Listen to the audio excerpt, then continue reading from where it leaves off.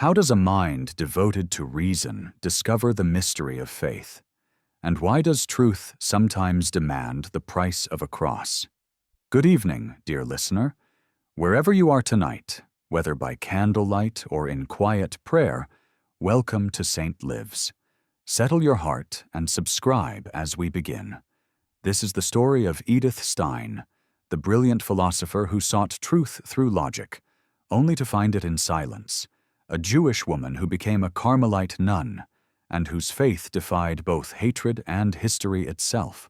She was born on the Day of Atonement, October the 12th, in the year 1891, in the city of Breslau, then part of Germany. The candles of Yom Kippur burned as her mother, Edith Stein, brought her youngest child into the world.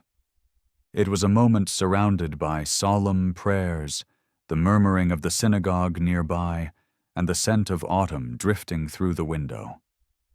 For her devout mother, the timing was sacred, a sign, perhaps, that this child would be marked by God in a special way. Yet few could imagine that this little girl, born amid prayers for forgiveness, would one day step beyond the very faith that had carried her ancestors for generations. Her name was Edith, the youngest of 11 children, lively and sharp-eyed, a child with a gaze that always seemed to question.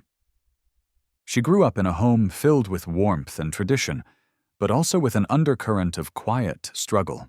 Her father had died when she was barely 2 years old, leaving her mother to sustain the family business through sheer will and labor. Edith Stein was a woman of deep Jewish piety and immense strength, rising before dawn to keep her family's lumber trade alive, yet still finding time to pray each morning and evening. Edith admired her mother deeply, but even as a child, her admiration came mingled with a kind of distance. She saw in her mother's devotion a fire she could not yet understand, a rhythm of faith that seemed to move in circles, never quite reaching the answers she herself began to seek. In the evenings, when the lamps flickered and the family gathered for study, Edith would listen to the old stories, Abraham and Sarah, Moses and the desert, the voice of God from the burning bush. These stories filled her imagination, yet even then she found herself wondering whether the God of her mother's prayers was truly near or only hidden behind the words. She had a mind too restless to accept mystery easily. Books became her companions, and in their pages she sought not only knowledge but understanding, the kind that could hold the soul still, if only for a moment.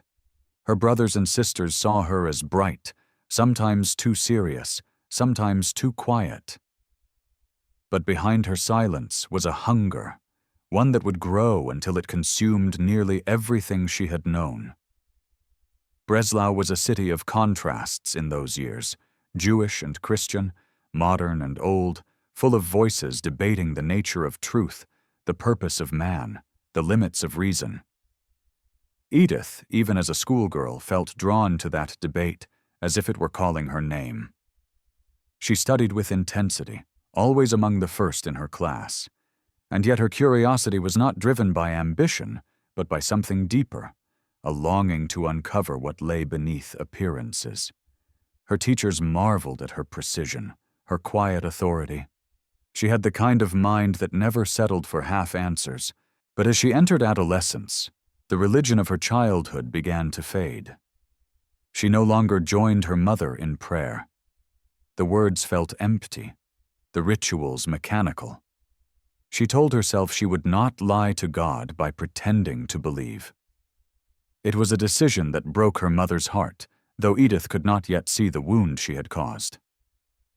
"I lost my faith," she would later write, consciously and deliberately. But perhaps it wasn't faith she lost, only its language. For even as she turned away from prayer, her heart still sought something sacred, something she could not name. And so, a quiet distance grew between mother and daughter. Auguste prayed in silence that God would bring her child back to the covenant, while Edith, buried in her books, sought salvation in philosophy. There was, in her questioning, a strange innocence, the belief that if only she could understand life clearly enough, she might finally rest. When she left home for higher studies, her mother's eyes followed her with pride and fear. The train that carried Edith away from Breslau was more than a physical departure. It was the first step of a lifelong journey toward an invisible horizon. For all her brilliance, she did not yet know where the road of truth would lead her. The city lights of Breslau faded into the distance, and with them the gentle rhythm of her mother's evening prayers. And so began the quiet unfolding of a destiny both luminous and tragic. In the small, curious child who once listened to the stories of Abraham, there already stirred a philosopher's mind, and beneath it, a soul that would one day learn the cost of seeking absolute truth. The child born on a day of repentance would spend her life searching for a kind of atonement the world could neither explain nor contain.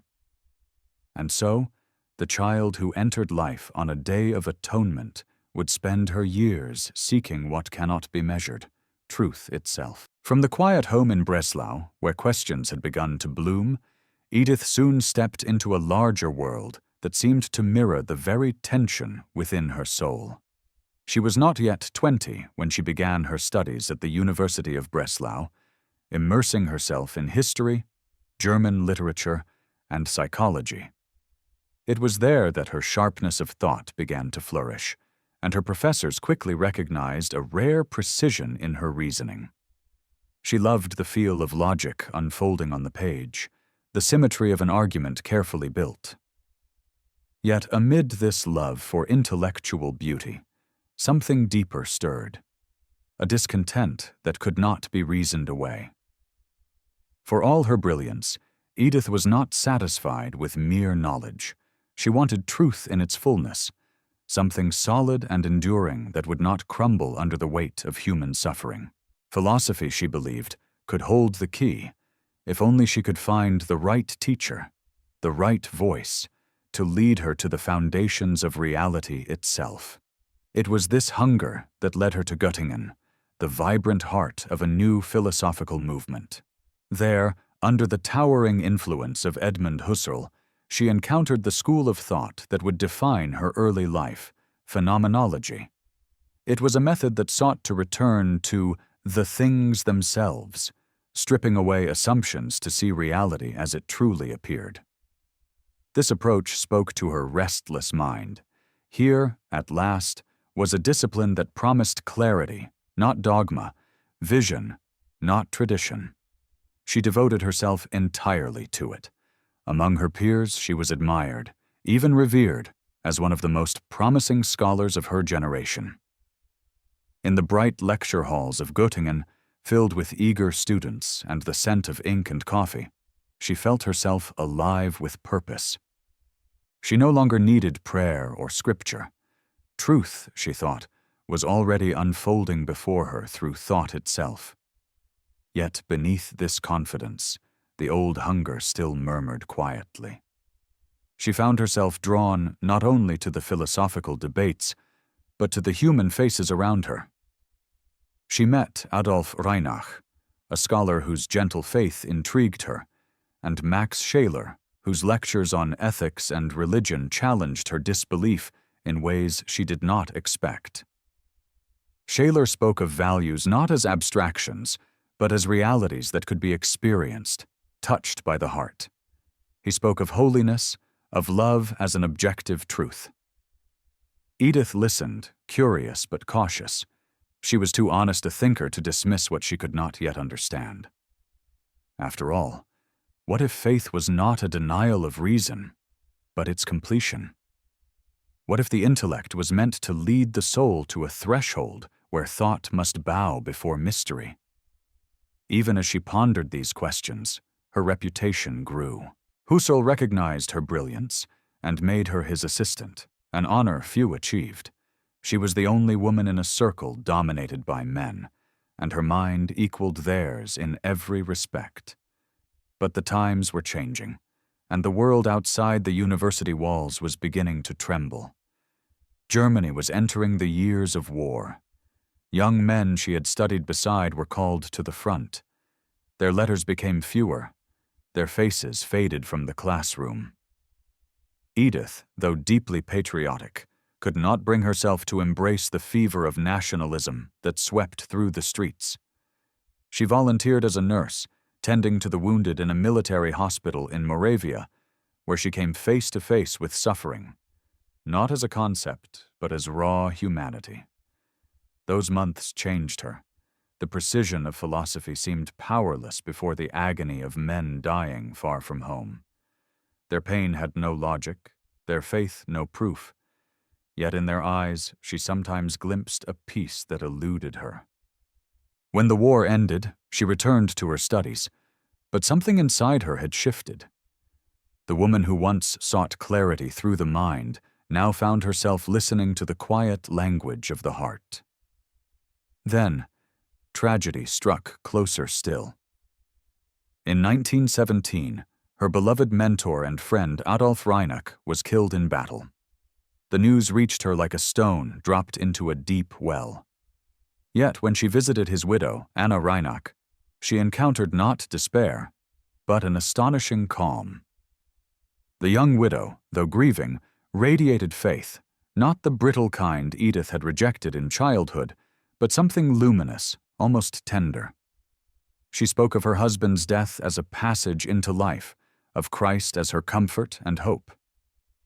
Edith listened, unable to comprehend how such peace could coexist with such pain. It was, she would later say, her first encounter with the cross. That meeting marked a turning point, though she did not yet recognize it. The philosophy she had trusted could describe grief, but it could not transform it. Here, before her, was a faith that could. She left Anna's home quietly, her mind alive with questions that no system of thought could answer. Perhaps truth was not merely something to be understood, but someone to be met. Still, her intellectual path continued upward. She completed her doctoral dissertation under Husserl with highest honors, her work on empathy earning the admiration of scholars across Europe. She became known not just as a brilliant thinker, but as one of the first women in Germany to achieve such academic distinction. Yet her success brought no rest. Each achievement seemed to widen the emptiness inside her.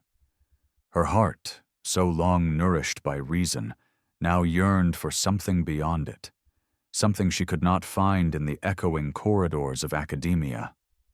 At night she often sat by her lamp, her notebooks spread before her, her pen poised over words that no longer satisfied. Outside, the war-torn world struggled to rebuild itself, and within her, a similar reconstruction was underway. There were moments when she sensed that truth was not a formula to be solved, but a presence that beckoned her gently forward. Still, she hesitated. To yield to that presence would mean surrendering control, and surrender was something she had never learned. Her mother wrote to her often, urging her to return to Breslau, to the faith of her people. But Edith could not. She respected her mother's devotion, yet she felt called toward something broader, deeper, more universal. And so she remained in Göttingen, caught between the clear light of reason and the dawning shadow of faith. In the evenings, she walked the quiet streets of the university town, her thoughts drifting between heaven and earth.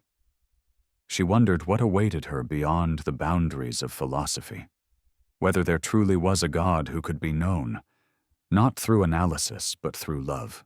For now she was content to search, but the questions had changed their shape. They no longer asked, "What is truth?" but "Who is truth?" From the quiet halls of Breslau to the brilliant salons of Göttingen, Edith had followed the path of the mind with unwavering devotion. Yet the heart was beginning to stir in protest, reminding her that thought alone could not bear the full weight of existence. She had climbed the mountain of knowledge and found the air thin, the view breathtaking but lonely.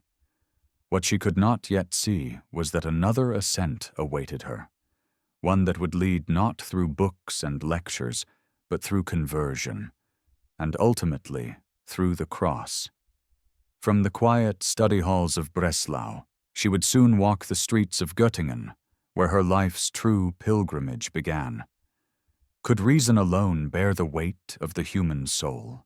The years in Göttingen were a time of dazzling intellectual light and deep interior stirring, a paradox Edith did not yet know how to name. She was now one of Edmund Husserl's closest students, assisting him with his manuscripts and refining the intricate logic of phenomenology that disciplined gaze into the essence of things. Her days were filled with study, lectures, correspondence, and contemplation of ideas that seemed to touch the very structure of consciousness itself. To many, this was the summit of learning, the closest one could come to pure truth. But for Edith, the summit began to feel like a desert. She found herself surrounded by ideas but starved of meaning, nourished by brilliance yet lonely at the core. The philosophy that promised to explain life began to feel strangely silent before its mysteries. The mind could describe the act of perceiving, she thought, but it could not explain the yearning that drove one to perceive at all.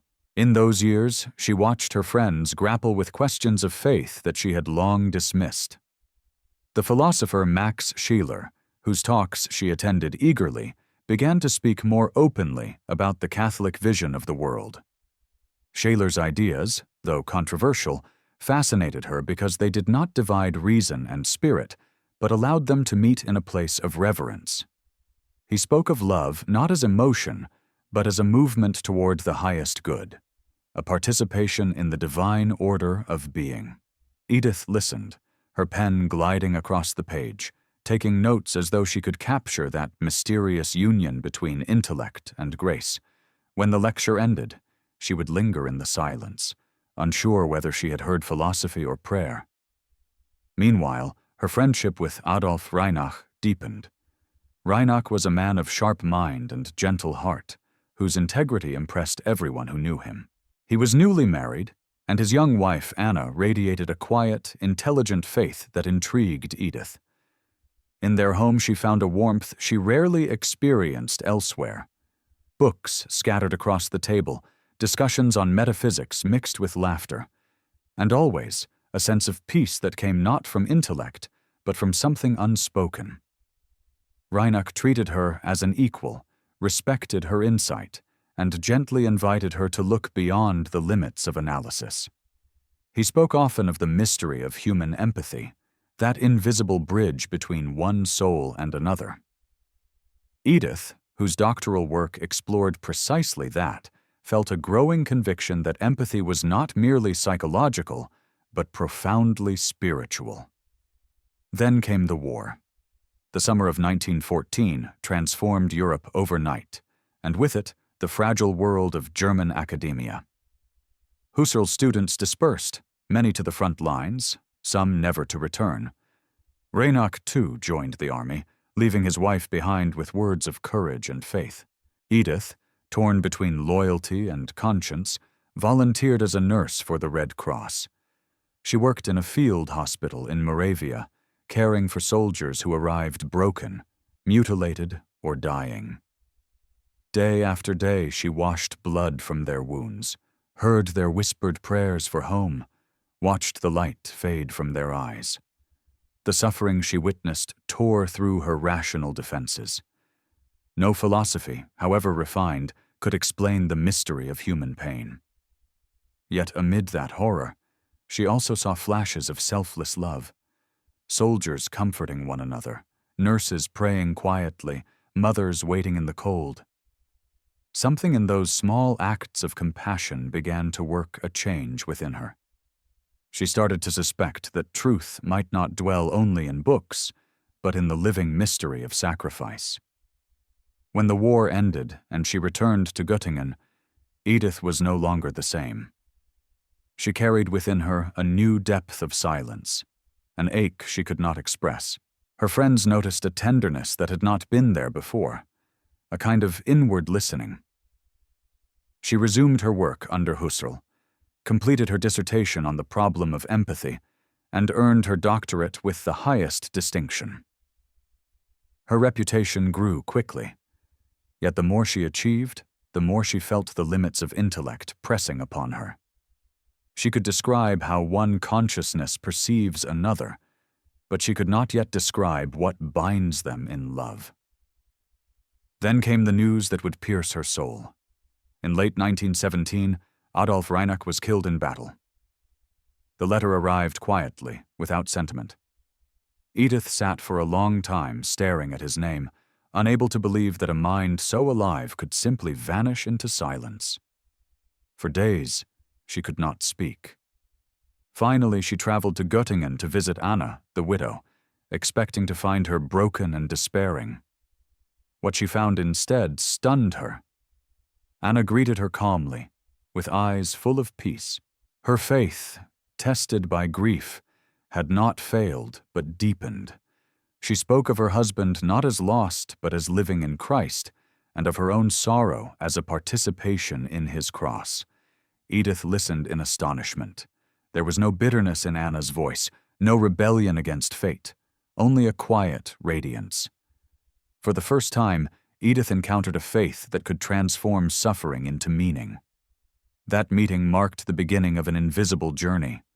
She returned home changed, carrying within her the image of Anna's serenity. What had given that young widow such strength? What power could sustain joy in the midst of loss? Edith could no longer dismiss faith as naivete. She began to read the Gospels, at first out of curiosity, then with growing wonder. The figure of Christ, serene amid torment, began to haunt her. The idea of the cross, that human pain could be united with divine love, touched something in her that philosophy had never reached. She continued her scholarly work, yet her studies began to take on a new tone. Her notebooks, once filled only with abstract analysis, now carried reflections that hinted at prayer. The hunger for absolute truth had not left her, but it was beginning to take a new form, one that asked not merely for clarity, but for communion. She had spent years dissecting the structures of consciousness. Now she longed to know the consciousness of God. As the years passed, her fame in academic circles grew, but her inner solitude deepened. She remained outwardly composed, lecturing, writing, corresponding with Husserl, yet her nights were spent in contemplation. She found herself drawn to churches, slipping quietly into their stillness, letting the silence wrap around her. She did not yet believe, but something within her recognized that this silence held what she had been seeking all along. It was as though a door had opened and light poured through, yet she lingered at the threshold, hesitant to step fully inside. She feared betraying her Jewish heritage, her mother's devotion, her people's suffering. And yet, she knew that the truth she sought did not belong to one people or one time. It was universal, eternal, living. In the midst of her intellectual triumphs and spiritual questions, Edith's heart began to awaken to a new possibility, that the truth she had pursued with her mind might one day call her by name. The philosopher who had once declared herself an atheist now felt the breath of faith stirring quietly within her. It was not conversion yet, but the faint beginning of grace. Her life, which had so far followed the rhythm of study and reason, was about to take a turn into the realm of mystery. The mind that sought clarity would soon be illuminated by something far greater than logic, a light that would demand not understanding but surrender.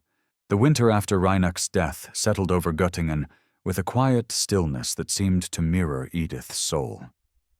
The days were spent as before, among her papers, her lectures, her students, and the scholarly work that had defined her life. Yet beneath the surface of her daily discipline ran a quiet tremor, a sense that something essential had shifted. She no longer saw philosophy as the summit of truth, but as its prelude. For all its elegance, It could not account for the serenity she had witnessed in Anna Reinach, nor could it fill the hollow that Reinach's death had carved into her heart. She found herself drawn again and again to that memory, the calm of faith in the face of loss, the mysterious peace that no reasoning could produce, the idea of God, which she had once dismissed as a myth for the unthinking, began to glow faintly at the edge of her consciousness, like the first glimmer of dawn. Still, Edith wasn't one to surrender easily to feeling. She approached even the possibility of faith with the same rigor she brought to her philosophical inquiries. She read the New Testament for the first time in earnest, searching not for piety, but for truth. The figure of Christ fascinated her. Here was a man who claimed to be truth itself, who spoke not as a teacher of ideas but as the embodiment of meaning. She found in him no abstract system, no argument, only a life offered in love. Yet she hesitated. The leap from reason to faith still seemed vast, perhaps impossible. Could one who had devoted her life to the purity of intellect bend the knee before mystery? The questions followed her everywhere, to her lectures, her long, solitary walks, her quiet evenings by lamplight. She began to sense that her pursuit of knowledge, while noble, had become a veil over something deeper. She could explain consciousness, but she could not explain conscience. She could trace the contours of thought, but not the inner voice that urged her toward goodness, sacrifice, and truth. And then, one evening, while visiting a friend's home, she discovered a book that would change the course of her life. It was the summer of 1921. The war was over, Germany was wounded, and Edith was weary from years of study and silence. She had gone to the countryside to rest at the home of Hedwig Conrad Martius, a fellow philosopher. While her host and family were away, Edith wandered into the library and idly reached for a book from the shelf. Its title caught her eye. The Life of Saint Teresa of Avila, written by the great Spanish mystic herself. She opened it casually, intending only to glance. Hours passed. Night fell, then deepened. The house grew still. But Edith did not move. She read with growing wonder, each page drawing her deeper into the story of a woman whose search for God mirrored her own, though along a very different path. St. Teresa's voice spoke to her with a startling intimacy, as if centuries and languages had collapsed in that moment. Here was a woman of intellect, courage, and wit, yet humble before the mystery of divine love. Teresa's words were not abstractions. They were experiences, living encounters with a God who was both infinitely transcendent and intimately near. As Edith read, something in her heart broke open. The resistance of years melted into a quiet certainty. She closed the book only when dawn began to color the window, and in that gentle light she whispered words that would forever mark the turning point of her soul. This is the truth. That moment was her conversion, not of argument, but of encounter. The truth she had chased through logic and reason had revealed itself in the form of a person, a God who loved, suffered, and called her by name. She did not need to understand. She simply believed, and with belief came peace, deep and still, like a calm sea after years of storm. The restless intellect that had questioned everything now found rest in the simplicity of faith. She would later say that it was as though her whole life had been a search for someone who had been walking beside her all along. Her decision to seek baptism came swiftly, almost inevitably. She visited a local parish priest and spoke to him of her conviction. The priest listened, moved by her sincerity and her humility. On January 1st, 1922, the feast of the circumcision, Edith Stein was baptized into the Catholic Church. She took the name Teresa in honor of the saint who had led her to the light, and Benedicta, meaning blessed, to mark her gratitude for the grace she had received. Her godmother was Hedwig Conrad Martius, the friend whose home had sheltered that night of illumination. When she wrote to her mother of her decision, the letter was tender but heavy. Augusta Stein, devout and loyal to her Jewish faith, received the news with heartbreak. Her daughter, born on Yom Kippur, named after the matriarchs of Israel, had now embraced what seemed to her a betrayal, the religion of those who had long misunderstood and persecuted her people. Edith tried to explain that she had not abandoned her heritage but fulfilled it, that she now saw Christ as the Messiah awaited by Israel, but her mother's pain was too deep for argument. "Why did you have to do this?" Auguste asked through tears. "Couldn't you have stayed among your own?" Edith, with her own heart breaking, could only reply, "If you could see what I have seen, you would understand." The weeks that followed were filled with both joy and sorrow. Edith's baptism marked the beginning of a new life, one of prayer, simplicity, and devotion. She attended daily Mass, prayed the Rosary, and began to study the writings of the Church Fathers and mystics. She also withdrew, quietly, from her academic ambitions, sensing that the search for truth now belonged not to the lecture hall, but to the silence of faith. Yet she did not renounce her intellect. She offered it. Her writings took on a new clarity, as though faith had not extinguished reason but completed it. Her conversion became known among her peers, some of whom admired her courage, while others regarded it as folly. In intellectual circles, faith was seen as regression, the abandonment of free inquiry. But Edith knew otherwise. To her, faith was not the denial of reason, but its crowning. The truths that the mind could not grasp, the soul could embrace. And in that embrace, reason found its peace. Her mother's sorrow, however, lingered. Each visit home was marked by love strained through silence. Auguste would still prepare her favorite foods, still touch her daughter's face with affection. But there was a shadow between them, the wound of difference. Edith accepted this pain as part of her cross, praying silently for her mother's understanding, even as she knew it might never come. In the years that followed, she began to write extensively on the harmony between philosophy and faith, exploring how the pursuit of truth in both reason and revelation pointed toward the same divine source. She lectured on women's vocation, on the nature of the soul, on the mystery of personhood, all infused with the quiet radiance of one who had found what she sought. She no longer argued, she testified. And so what began as a journey of intellect had become a pilgrimage of the heart. The atheist philosopher had become a believer, the skeptic a witness, the seeker a daughter of the Church.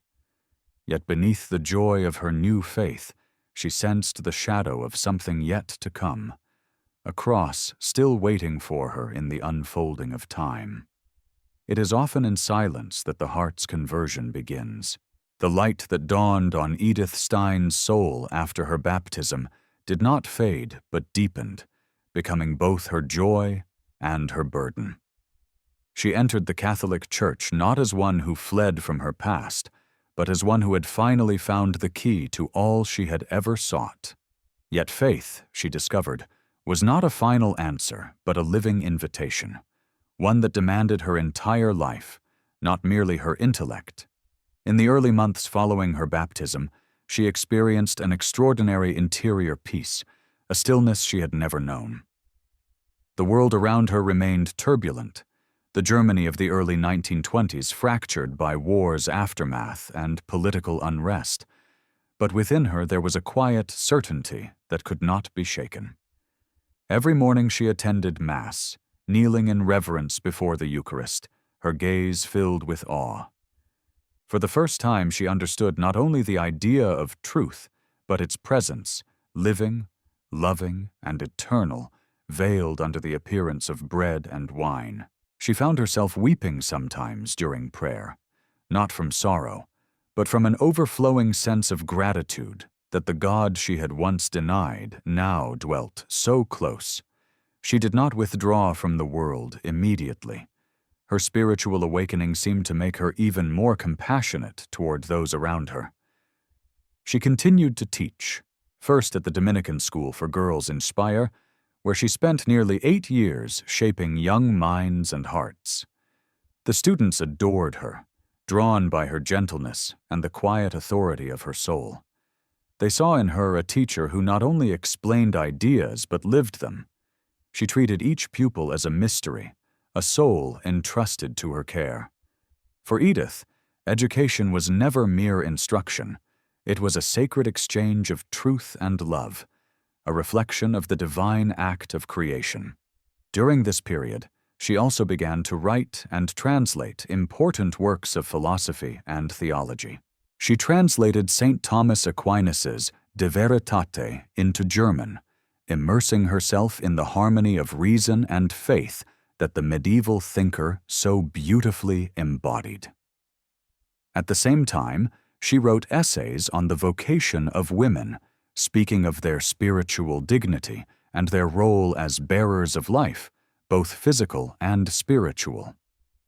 She described woman as called to a silent greatness, a being whose tenderness and strength reflect the image of the Virgin Mary. Her lectures on these topics drew many, and though her words were scholarly, they carried a warmth that touched even those who had long ceased to believe. Yet beneath her outward serenity, Edith continued to feel a call growing louder. It was a call not of thought, but of being, a call toward total surrender. The more she prayed, the more she longed for silence, for solitude, for the hidden life of the cloister. She had given her mind to God. Now she felt he was asking for her entire self. Still, she hesitated. Her family depended on her presence and support, especially her mother, who was aging and whose heart had never healed from the wound of her daughter's conversion. To leave the world would mean leaving her mother's side forever. And so Edith waited, discerning quietly, obeying the rhythm of prayer and duty. The years at Speyer were also years of refinement. She suffered quietly from the growing anti-Semitism in German society, which made her professional life increasingly difficult. Universities that had once admired her brilliance now turned her away because of her Jewish birth. Her attempt to obtain a university teaching post, despite glowing recommendations, was repeatedly denied. To many of her colleagues, her conversion to Catholicism made her even more suspicious. A Jew turned Christian, belonging fully to neither world. Edith bore these humiliations with serenity. "I have learned," she wrote, "to consider all things that happen as coming from the hand of God, and to respond only with gratitude."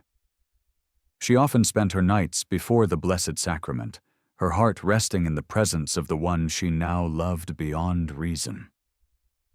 It was in those hours that the idea of the cross began to take root in her prayer. She saw in Christ's suffering not tragedy but victory, not defeat, but the triumph of love. Slowly, her own vocation began to take shape.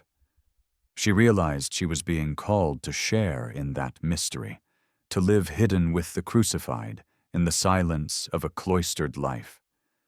The writings of Saint Teresa of Avila and Saint John of the Cross, which had once opened her to faith, now became her companions on the road toward total union with God. In 1932, she accepted a position at the Institute for Scientific Pedagogy in Münster, a Catholic school for women teachers. Her lectures there reflected her growing conviction that knowledge without faith was empty, that only through divine truth could the human soul flourish. She spoke with a depth that moved her students profoundly, not with the fire of argument, but with the quiet authority of one who had found peace. But the world outside the classroom was changing rapidly. The rise of the Nazi movement darkened Germany with a new and merciless ideology, one that denied not only faith, but humanity itself. Jews were being vilified, their rights stripped, their dignity trampled. Edith felt the shadow drawing closer to her own life. One evening, in the stillness of her room, she opened her diary and wrote, "I must become a sacrifice of atonement for my people." Those words marked a new chapter in her vocation. Her life, she understood now, was not her own. She longed to offer it wholly, silently for others, especially for her people, the Jews, whose suffering was only beginning. And so, after much prayer, and with the blessing of her confessor, she resolved to enter the Carmelite order. It was a decision that brought her immense peace and immense pain. She knew her mother would never understand. When the day came to tell Auguste, Edith traveled to Breslau and sat quietly with her mother. The conversation was tender and heart-wrenching. Auguste wept openly, saying, "You could have been a good Jewess, and now you want to become a Christian nun. Why?" Edith, holding her mother's trembling hands, whispered, "Because he calls me." There was no argument that could bridge the gulf between them. The next morning, as Edith prepared to leave, her mother accompanied her to the door. They embraced long and silently. It was the last time they would see each other. Edith entered the Carmelite convent in Cologne in October 1933, taking the name Teresa Benedicta of the Cross. Teresa, blessed by the cross. She crossed the threshold of the cloister not as an escape from the world, but as an act of love for it. The noise of philosophy, politics, and persecution faded behind her as the bells of the convent tolled softly. She exchanged her academic robes for the brown habit of a Carmelite, her pen for the beads of a rosary. Yet the clarity of her thought remained. She continued to write, now about the mystery of the cross as the ultimate union between human suffering and divine redemption. Outside, the world continued to descend into chaos, but within the convent walls, Edith found peace beyond measure. In silence and prayer, she offered her life daily for the redemption of the world, uniting herself to the crucified Christ she had once sought only through reason. She had found what every philosopher seeks, not an idea, but a presence, not truth as concept, but truth as love. Sometimes grace divides before it unites. The years that followed her entrance into the Carmelite convent in Cologne unfolded like a long, slow exhale, a surrender that carried both peace and loss in every breath. The world outside was tightening under the iron weight of tyranny, yet within those cloistered walls, Edith Stein, now Sister Teresa Benedicta of the Cross, discovered a serenity that she had never known, even in her most luminous intellectual triumphs. Her days were shaped by the gentle rhythm of the Carmelite rule. Prayer before dawn, manual labor, study, the stillness of the choir, and the silence of contemplation. To her, this rhythm was not a confinement, but liberation, a freedom from the tyranny of self, a place where she could finally listen to God without interruption. The mind that had once dissected the structures of consciousness now rested in simple adoration before the tabernacle, where all her seeking found its home in the living mystery of Christ. When she first received her habit, Edith wrote to her friends with a quiet joy that spoke of transformation. "Now," she said, "I belong entirely to the Lord." She viewed her entry into the convent not as a retreat from the world, but as a deeper descent into its pain. The name she had chosen, Teresa Benedicta of the Cross, reflected the heart of her vocation. Benedicta meant blessed, and she knew that the cross was not a curse but a blessing, the truest sign of divine love. She often said that one cannot remain near the cross without being drawn into its mystery. It was here, in the silence of Carmel, that she would come to understand suffering not as something to be solved, but as something to be shared. Her days were simple, but filled with hidden fruitfulness. The woman who had once debated metaphysics in lecture halls now scrubbed floors, mended habits, and worked quietly in the convent kitchen. She embraced these tasks with the same intensity she had once brought to philosophy. To her, peeling potatoes or copying spiritual texts was not lesser work, but another form of prayer. "Let us love silence," she wrote, "for in it the Lord speaks most clearly." The other sisters, many of whom had no idea of her scholarly fame, were drawn to her calmness, her humility, and her radiant peace. She did not speak often, but when she did, her words carried a depth that seemed to pierce directly to the soul. Yet even within the serenity of the convent, the world's darkness could not be entirely kept at bay. The rise of Hitler's regime had begun to stain every corner of Europe with fear and cruelty. Anti-Jewish laws multiplied, synagogues were defaced, books burned, families terrorized. Edith's own bloodline marked her for danger, though she was now a bride of Christ. The Gestapo's reach was long, and the church itself was being watched. Still, she refused to live in fear. "I am ready for all that may come," she wrote to her superior. "The cross stands while the world turns."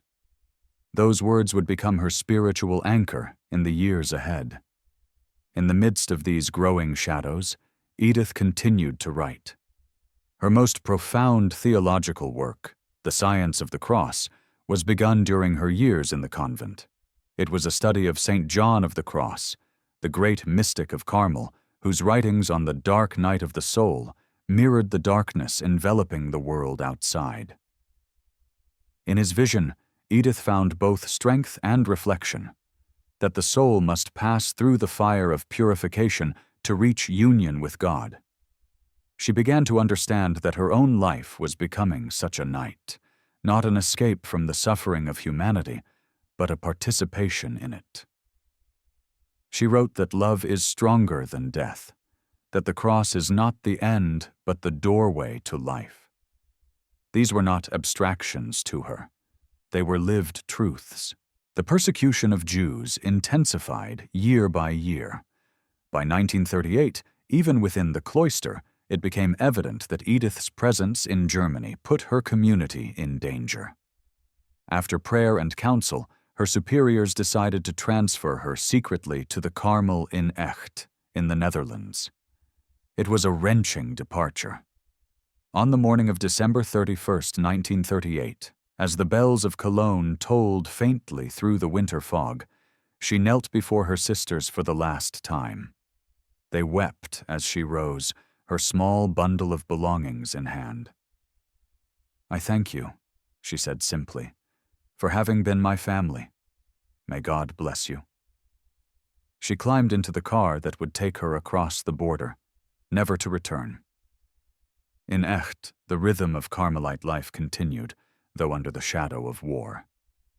The sisters received her with tenderness, and Edith quickly adapted to her new surroundings. She was assigned to the laundry and the sacristy, where she worked quietly, her hands always busy, her spirit always recollected.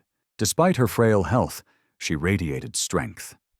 She continued to write, composing meditations, letters, and her final great manuscript, The Science of the Cross, which she described as a gift for the feast of the exaltation of the Holy Cross. Her writing bore the calm of one who had accepted her fate. "One can only learn the science of the cross," she wrote, "by suffering under it." During these years, she also wrote with deep affection to her sister Rosa, who had followed her into the church and would later join her as a lay helper in the convent. Their bond, sanctified by shared faith and blood, became a profound comfort.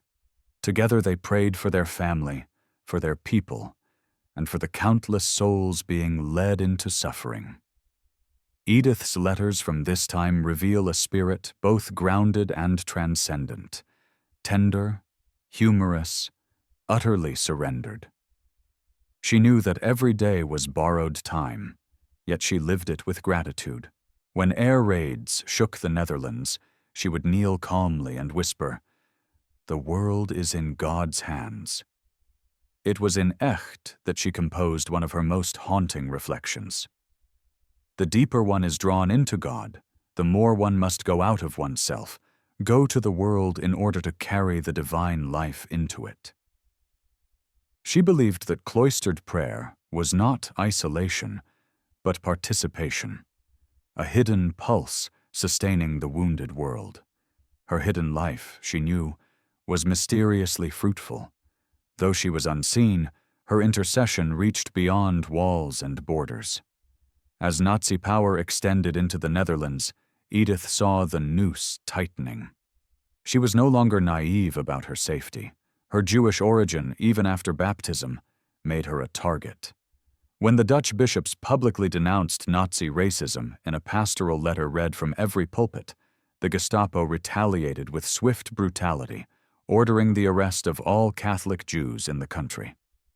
Edith knew what that meant. She wrote quietly to her prioress, asking permission to offer her life as an atonement for the unbelief of my people. There was no fear in her words, only love. On August 2nd, 1942, the convent bell rang at an unusual hour. 2 officers in gray uniforms stood at the door. Sister Teresa Benedicta of the Cross and her sister Rosa Stein, one of them asked. Edith rose calmly from her place of prayer. She turned to her sister and said softly, "Come, Rosa, we go for our people." The sisters embraced their community one last time and stepped into the waiting car. As it drove away, the nuns knelt and prayed. Edith did not look back. The road ahead would lead her toward the cross she had already embraced in spirit, the consummation of the vocation she had named herself after. The world saw a victim. Heaven saw an offering. Behind the walls of silence, she found the world again, in prayer. The knock on the convent door that August morning carried the chill of prophecy fulfilled. 2 uniformed men waited outside, their presence stark against the quiet simplicity of the Carmelite house. Edith, standing in the narrow corridor, knew at once that the moment she had long foreseen had arrived. The war had reached even the cloister. She folded her hands, breathed one silent prayer, and turned to her sister Rosa, who had been serving the community as a lay helper. "Come," she said softly, "we go for our people." There was no tremor in her voice, only calm acceptance. In that instant, the years of silence, prayer, and surrender seemed to gather into a single act of offering. She was no longer the philosopher, nor even the cloistered nun. She was a soul who had given everything. The sisters wept quietly as the 2 women walked toward the waiting car. No one spoke. There was nothing to say. The Gestapo officers were polite, almost indifferent, their cruelty hidden beneath the mechanical coldness of duty. The car door closed, and the sound of the engine faded down the street. It was the last the convent would ever see of her. Edith's heart was at peace. "One must accept the cross," she had written not long before, "as it is given, with love, without asking why." From Echt, they were taken first to the transit camp at Amersfoort, where hundreds of Jews, men, women, and children were herded together in confusion and fear. The sisters wore their habits, and this puzzled many of the guards. Some sneered, others looked away uneasily. The prisoners, exhausted and terrified, drew near to them instinctively. Survivors later testified that Edith moved among them like a quiet flame, comforting, praying, holding the hands of the children. She gave away what little she had, her food, her blanket, and spoke words of hope that seemed to calm even the hardest hearts. "Come," she would whisper to the frightened mothers. "He walks with us." In that chaos, she was serenity itself. After a few days, the prisoners were loaded into cattle cars for the journey east. The air was heavy, thick with despair and sweat.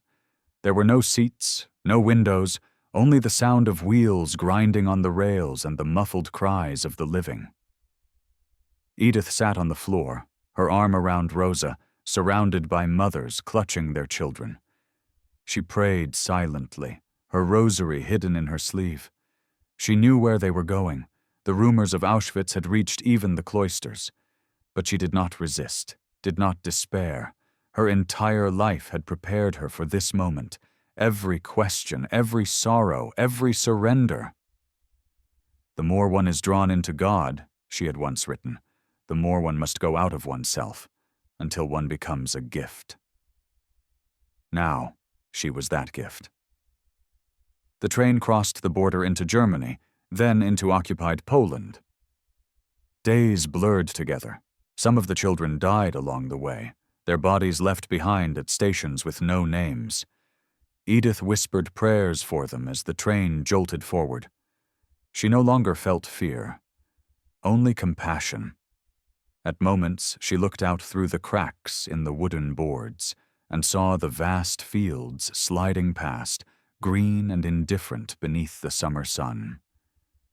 She thought of her mother, of Breslau, of the quiet candlelight of Yom Kippur on the day she was born.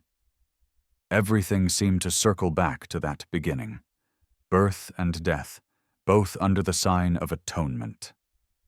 When the train reached the camp, the gates of Auschwitz loomed like an iron mouth. The prisoners were herded out, blinded by light, dazed by shouting. The smell of burning filled the air. Edith held Rosa's hand tightly, whispering a final prayer as they were separated from the men. The sisters were taken with hundreds of others to the barracks, where the guards barked orders in a language stripped of mercy. They were told to undress, to leave their belongings behind. Edith obeyed quietly. She was no longer thinking of herself. She had entered fully into the mystery she had long contemplated, the cross not as symbol, but as reality. There are no words that can truly recount those final hours. Witnesses remember her calmness, the way she comforted the children, the way she carried herself with dignity amid degradation. She did not cry out, did not protest. Those who saw her said she seemed almost luminous, as if the suffering around her had become a veil through which another light was breaking. She had once said that love is the meaning of the cross, and now, surrounded by hatred, she proved that love could endure even here. On August 9, 1942, Sister Teresa Benedicta of the Cross was led with her sister and hundreds of others into the gas chamber. The door closed, the darkness deepened, and the silence of eternity began. In that silence, her final act of surrender became complete. She had lived her philosophy to its final truth, that empathy, the capacity to enter into the suffering of others, was the very form of divine love. Her death was not the negation of her faith, but its consummation. The woman who had sought truth with her mind had found it with her life. When the ashes of the dead were scattered over the Polish soil, the world did not know that among them lay the remains of a saint. The Nazis believed they had erased her name, but in truth they had only written it into eternity. Her life, once a pursuit of knowledge, had become a hymn of faith. In the shadow of the cross, she had written, "Joy is hidden, the joy of knowing that nothing can separate us from the love of God." That joy, silent and invincible, was her final victory. After the war, the Sisters of Carmel waited and prayed. For years, her memory lingered like incense in their chapel, a name whispered in prayer, a presence felt in silence. Letters began to surface, testimonies from those who had seen her in the camps. Slowly, the world began to understand who she had been and what her death had meant. The philosopher had become a martyr. Edith Stein's journey from the bright halls of academia to the shadows of Auschwitz is one of the most extraordinary pilgrimages of the human spirit. She had followed truth from thought to faith, from faith to love, from love to the cross. Her death was not defeat, but fulfillment, the union of intellect and holiness, of reason and revelation, of Israel and the Church. The fire that consumed her body could not consume her soul. In the years that followed the war, the silence surrounding Edith Stein's death slowly began to lift, like the slow clearing of fog from a battlefield. The world, broken and hollow from the weight of its own cruelty, struggled to comprehend the scale of what had been lost. Millions of voices had vanished, each one bearing a story, a soul, a trace of divine image. Among those countless lives extinguished in the smoke of Auschwitz was that of a woman who had spent her life seeking truth, and who, in dying, had revealed what truth truly meant. At first, few spoke her name. Her fellow Carmelites in Cologne and Echt prayed quietly, keeping her memory alive within the rhythm of their liturgy. To them, she had never truly died. She had simply crossed the threshold into the eternal silence of God. Letters trickled in from survivors who had known her, fragments of memory that slowly assembled a picture of her final days. There were testimonies from fellow prisoners who had seen her calm presence, her patience with the frightened children, her words of comfort amid the chaos. They spoke of a woman who, even in the grip of terror, had radiated peace, a peace that did not come from the world, but from somewhere beyond it. These recollections reached the Carmel of Echt, then the wider church, and with them came the first stirrings of reverence. The name Sister Teresa Benedicta of the Cross began to appear in quiet publications, in homilies, in the hearts of those who sought examples of faith's endurance amid the darkest night of human history. Her surviving writings, manuscripts smuggled from the convent before her arrest, began to be gathered and read anew. The philosophers who had once dismissed her conversion as sentimentality now found themselves drawn to her clarity and courage. Her work, Finite and Eternal Being, completed in the years before her entrance into Carmel, revealed a mind uniting the rigor of German philosophy with the radiance of Catholic mysticism. She had written of being as participation in God, of truth as the reflection of the divine intellect, of the soul's journey toward unity with its Creator. For many readers, these writings bridged a chasm between the world of thought and the world of faith. They began to see in her not only a martyr, but a thinker who had dared to bring philosophy to its knees before mystery. The Church, too, began to listen. The bishops who had known her life and death recognized that her witness carried a message for a new age. Europe, shattered and humiliated, needed figures of reconciliation, souls who could remind humanity that sanctity was possible even amid ashes. Edith Stein, born a Jew, educated as a philosopher, baptized a Catholic, and martyred by a regime that despised both faith and reason, embodied that reconciliation. Her life had become a bridge between Jews and Christians, between intellect and faith, between the suffering of humanity and the mercy of God. In 1950, the process for her beatification began quietly. Testimonies were gathered, her writings examined, her virtues studied. The process was long and delicate, not because there was doubt about her sanctity, but because her life touched so many wounds. The wound of anti-Semitism, the wound of unbelief, the wound of the Church's own silence during the war. Some asked how a Jewish woman who had become Catholic could be venerated without deepening the rift between the two faiths. But as the years passed, her story began to do the opposite. Jewish scholars, reading her letters, recognized in her not betrayal, but continuity, a daughter of Israel who had followed her conscience to the God of Abraham in the light of Christ. Many found in her a figure of dialogue, a soul whose life testified that faith, when pure, does not divide but fulfills. In 1965, amid the reforms of the Second Vatican Council, Edith's name was spoken again, this time within the discussions of reconciliation between Jews and Christians. Her life seemed to anticipate the very spirit of the Council, a faith that did not erase identity but transfigured it, a holiness that honored both covenant and fulfillment.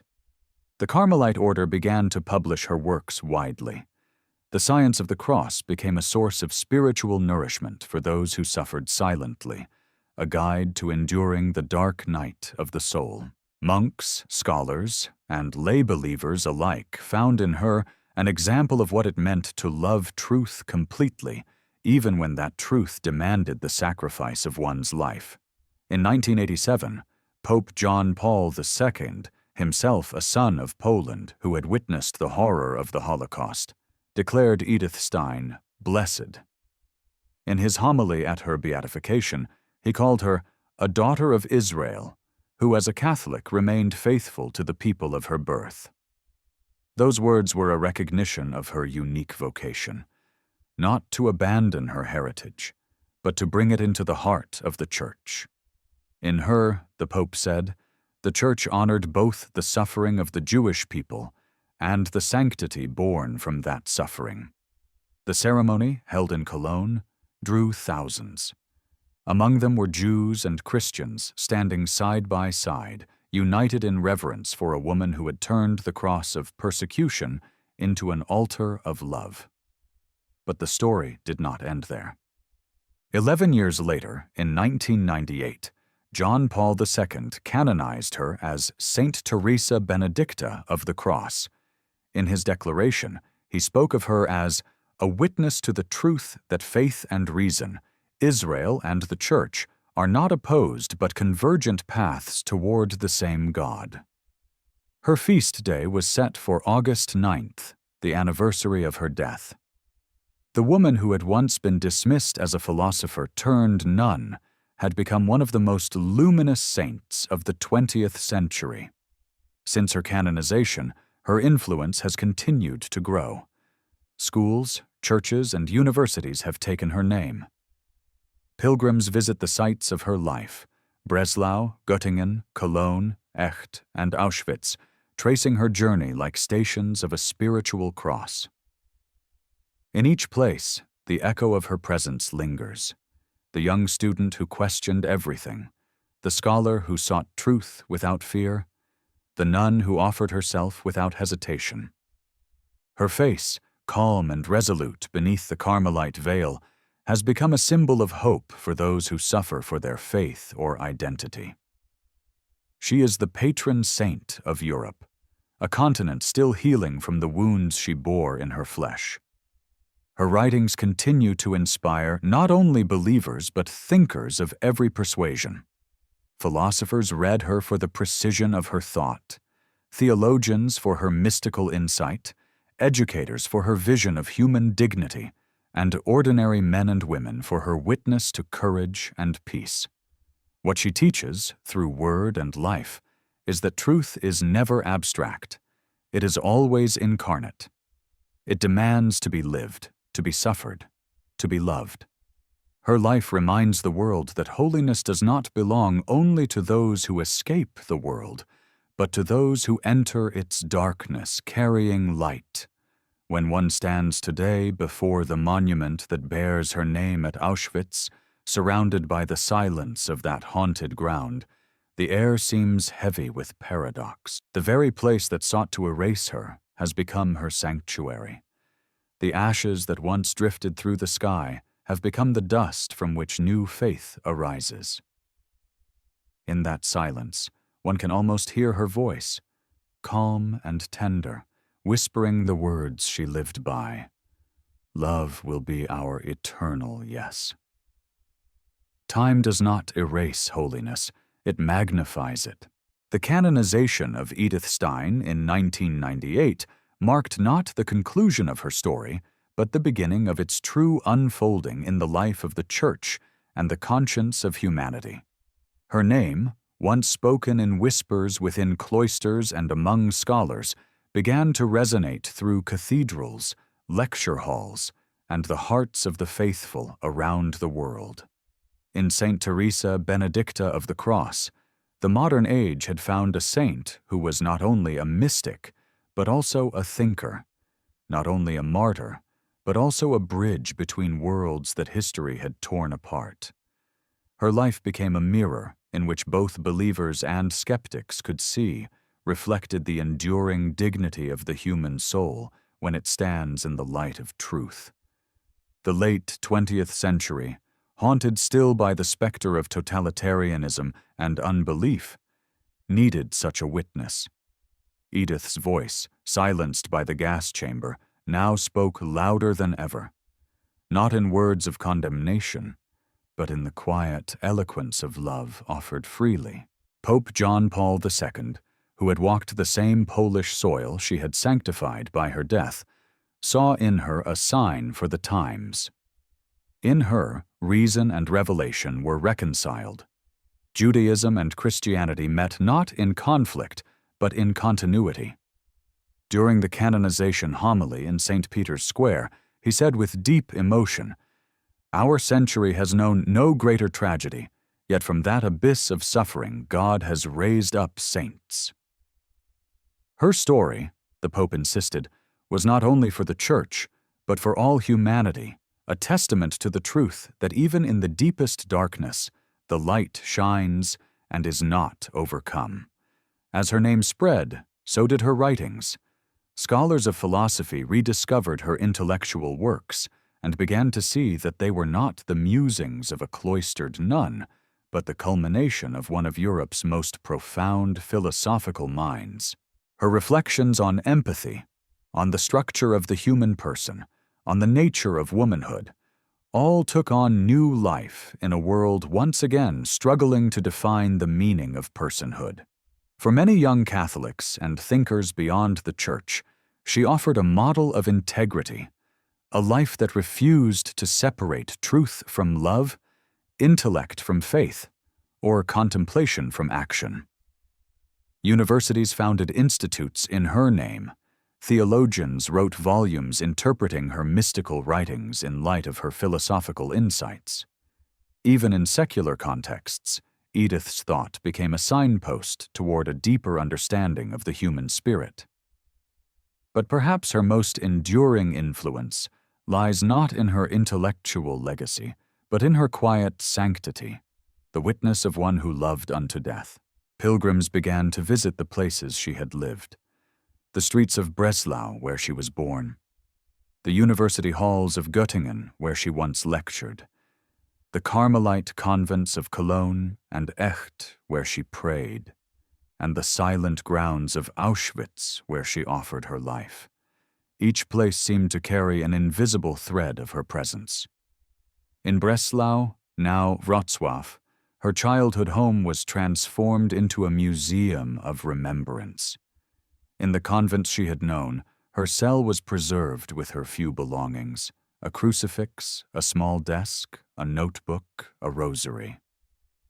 Pilgrims knelt there in silence, finding in her simplicity a peace that transcended the noise of history.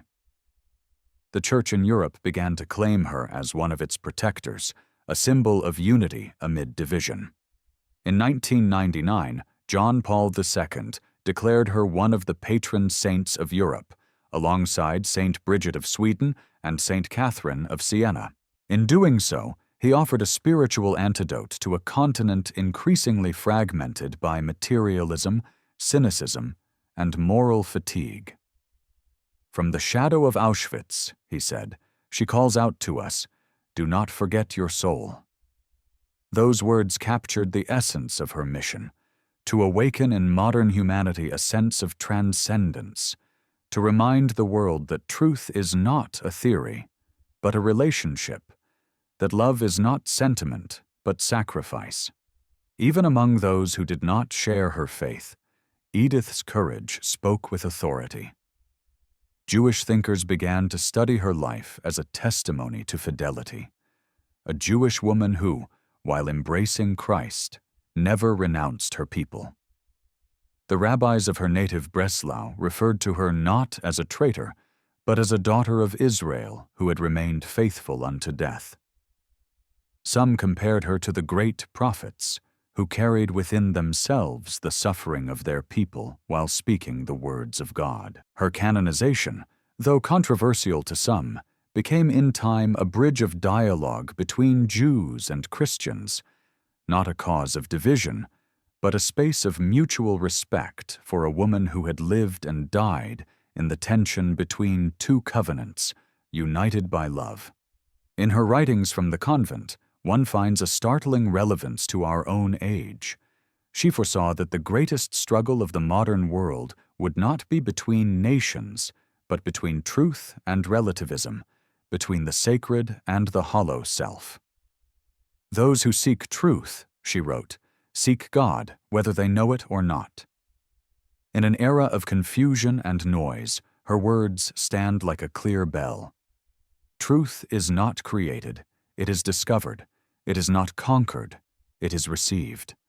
Her life gives those words flesh. She did not find truth in the abstractions of theory, but in the surrender of love, first through reason, then through faith, and finally through martyrdom. Her influence has reached far beyond the Church. In psychology, her work on empathy has shaped understandings of moral development and interpersonal awareness. In education, her writings on the dignity of women and the spiritual formation of the teacher remain foundational. In politics and social thought, her vision of human dignity as rooted in divine image continues to inspire movements for justice and peace. In her, the boundaries of religion dissolve into a universal human calling, the call to love truth enough to live and die for it. Each August, as the Church commemorates her feast, her name is spoken again in homilies and prayers, in classrooms and monasteries, in the whispered invocations of those who carry hidden crosses.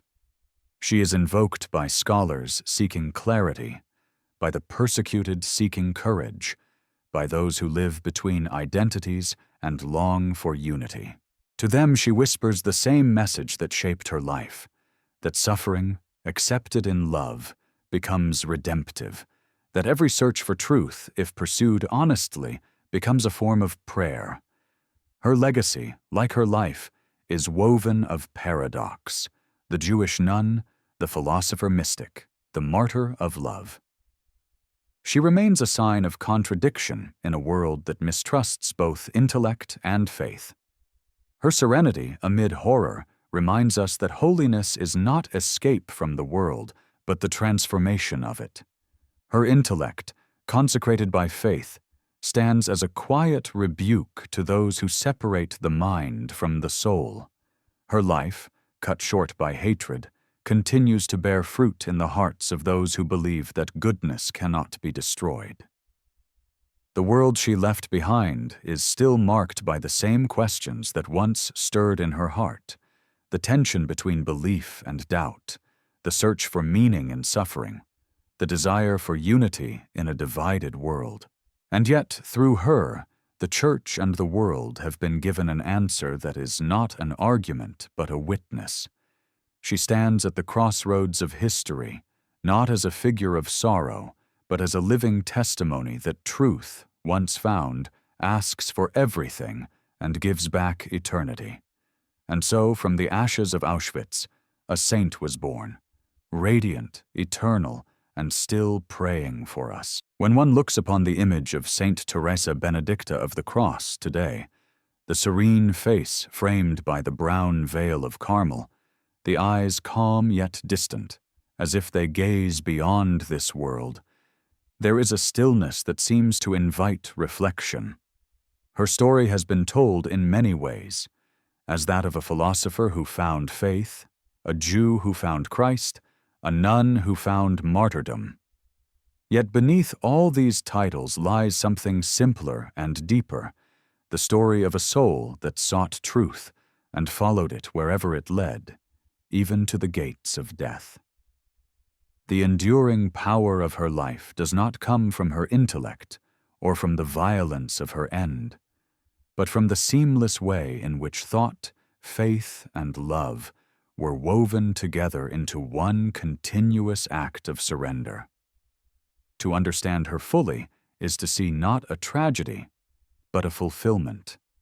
A soul who moved steadily toward the divine center where all opposites are reconciled.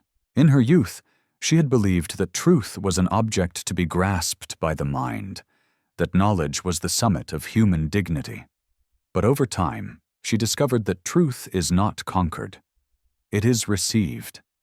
The young scholar who once dissected ideas learned instead to listen, to the quiet stirrings of conscience, to the whispers of grace, to the suffering of others. Her entire journey could be described as a slow opening of the heart, a conversion not only of belief, but of being. She moved from logic to love, from analysis to adoration, from seeking to surrendering. And yet her intellect never dimmed. It became sanctified, a tool now purified by humility. In her writings from Carmel, she often spoke of knowledge as a form of participation in God's own light, and of faith as the full flowering of reason. All truth, she wrote, is a participation in the one eternal truth, which is God Himself. In those words, one can sense how her philosophy and her prayer had merged into one contemplation. Her martyrdom, viewed through the eyes of the Church, is not merely a historical event, but a mystical symbol. She died as a Jew, condemned by her birth, and as a Christian, condemned by her faith. Yet she claimed both identities in her heart, refusing to abandon either. She never ceased to love her people, the children of Abraham, through whom the Word of God first entered history. Nor did she waver in her conviction that in Christ, that same Word had taken flesh. To her, the cross was not the rejection of Israel, but its fulfillment, the tree that had grown from the ancient root of promise. Her life, therefore, stands as a bridge suspended between covenants, a living testament to God's unbroken fidelity. "I never felt I had to give up anything of my Jewishness," she once said, "when I followed the call of Christ. Rather, I found it completed."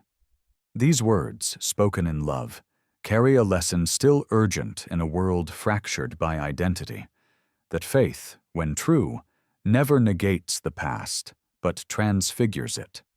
Her canonization as patroness of Europe came at a time when the continent was struggling to rediscover its soul. The old certainties of faith had waned, and new ideologies had risen promising freedom, yet delivering alienation. The Church, in naming her a patron, offered her as a signpost to a generation adrift between disbelief and yearning. Her life teaches that holiness is not a matter of escape, but of engagement, that one must pass through the very heart of the world's darkness to find light. She lived at the crossroads of two cultures, two faiths, two eras, and yet in her heart there was unity. Her example reminds us that truth is not plural, but personal, not something to be owned, but someone to be loved. In the decades since her death, countless readers have opened her writings and found in them not only scholarship, but spiritual nourishment. Her reflections on womanhood, written during her years as an educator, continue to inspire. She saw in the feminine soul a particular gift for empathy, for bearing and nurturing life, for uniting strength and tenderness. These qualities, she believed, were reflections of the Mother of God, the image of humanity perfected in grace. "A woman's soul," she wrote, "is fashioned to be a shelter in which other souls may unfold." In these words lies both tenderness and challenge, an affirmation that true greatness is found not in self-assertion, but in self-giving. In an age that often confuses power with freedom, her vision offers a counterpoint, that to serve is not to be diminished, and that the highest form of liberty is love. Her theological writings from the convent reveal the depth of her mystical insight. In The Science of the Cross, she meditates on the mystery of suffering as the path to divine union. She wrote that every soul must, at some point, be stripped of all security, all illusion, all attachment, so that God alone may remain. This, she said, is the dark night, the place where love is purified by fire. For her, this was not abstract speculation, but lived experience. She had lost everything the world could offer, family, nation, recognition, and yet, in losing, she found the fullness of faith. She called suffering the touchstone of love, for only when love is tested by pain does it reveal its true substance. Her words invite all who suffer to see their pain not as punishment, but as participation in the mystery of redemption. And indeed, her message is profoundly universal. Though rooted in her own time of war and persecution, her witness speaks to every generation. In her, the human thirst for meaning finds a companion. In her, those who struggle with faith find patience, and those who live between worlds find peace. She stands as a saint for the modern mind, one who understands both doubt and devotion, who shows that holiness need not reject intellect, but redeem it. For her, the journey to God was not a flight from reason, but its completion. Her life whispers to those still searching. Do not be afraid to think, and do not be afraid to believe. The two are not enemies, but companions on the road to truth. In the quiet of her final days at Auschwitz, she embodied all that she had ever taught. Surrounded by chaos, she became peace. Surrounded by hatred, she became love. Her martyrdom was not the abrupt end of her journey, but its fulfillment. She entered that camp not in defeat, but in offering. She had said years before that she wished to be a holocaust of love for her people. Those words, once symbolic, became literal as she walked into the gas chamber with prayer on her lips and serenity in her eyes. The cross she had chosen as her name became her destiny. Today, the world that once rejected her now honors her. Scholars write about her philosophy. Theologians quote her insights. Pilgrims light candles beneath her image.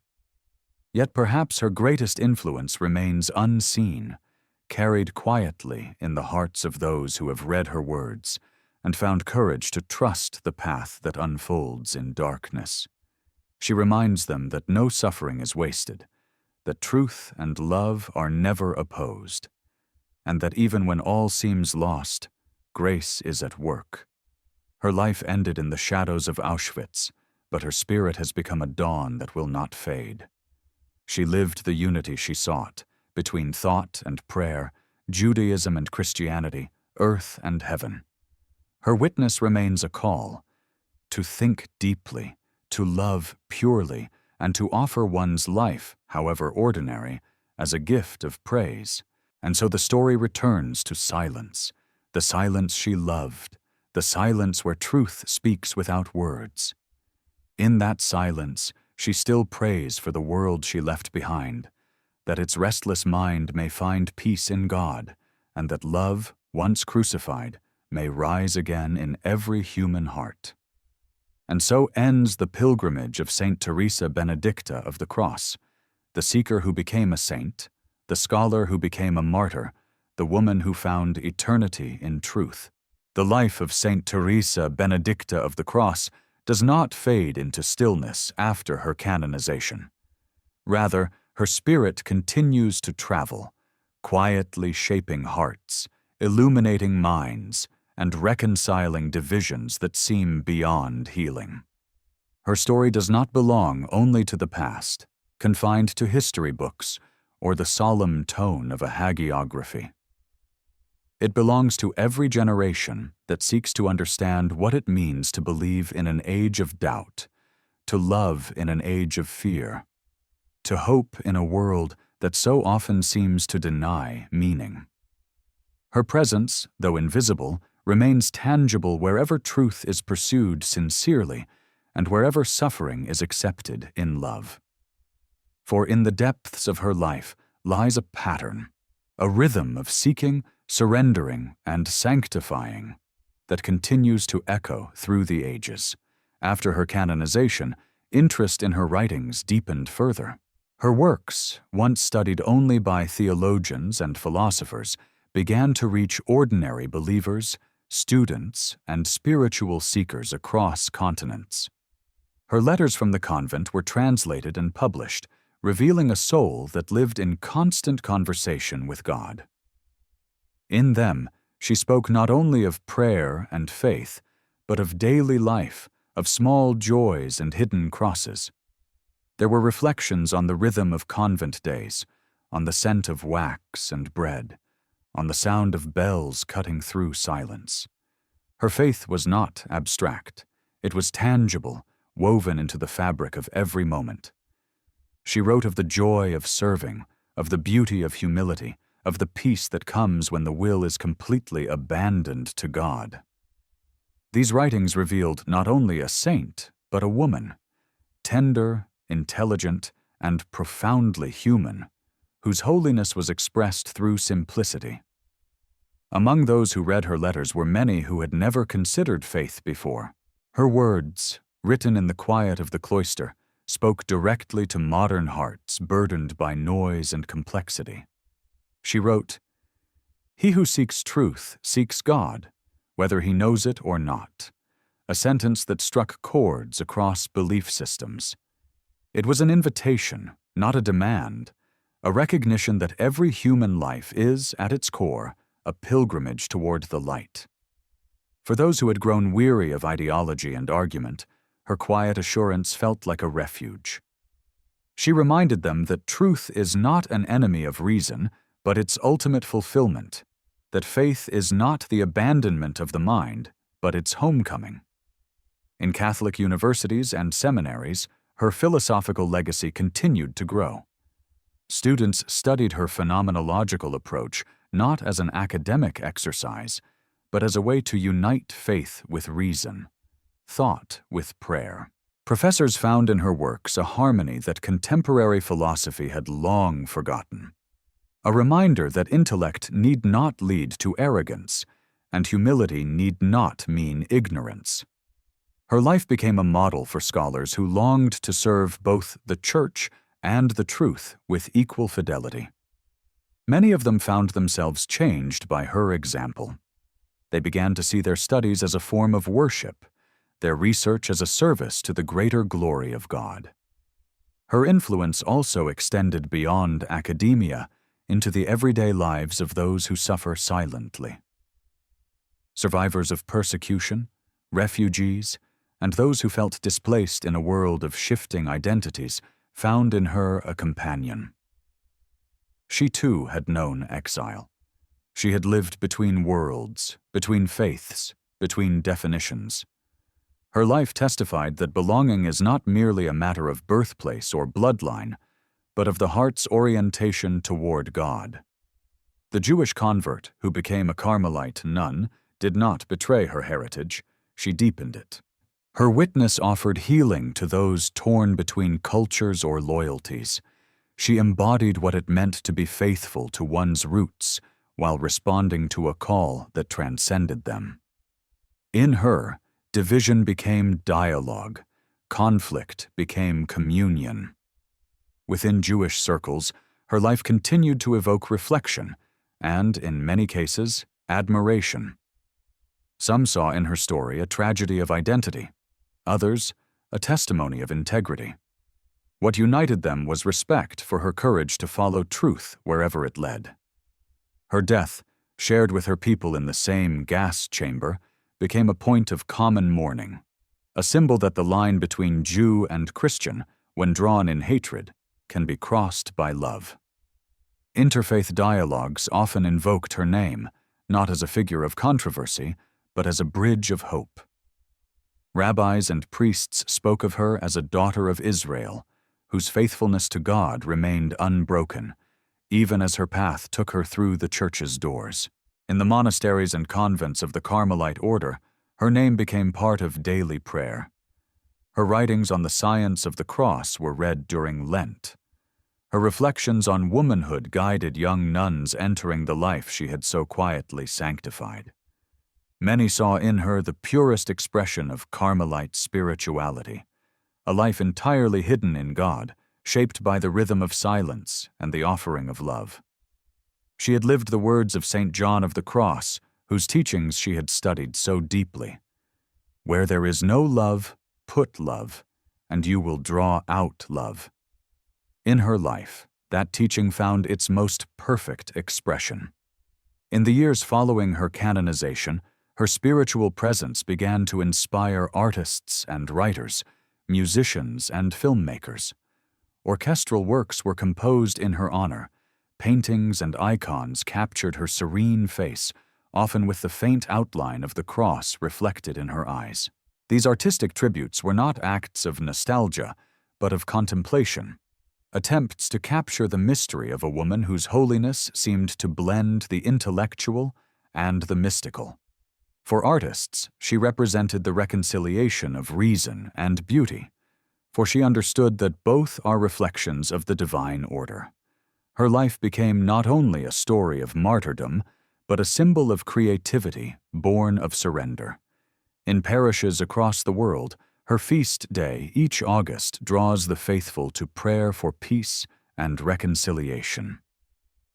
The readings chosen for her liturgy, words from the prophet Hosea, St. Paul's letter to the Romans, and the Gospel of the Beatitudes, seem to weave her story anew each year. They speak of faithfulness, of suffering endured in hope, of the blessedness of those who hunger for righteousness. Her feast has become, for many, a moment of reflection on conscience, on what it means to stand for truth in times when truth is costly. Her martyrdom, though distant in time, still challenges modern believers.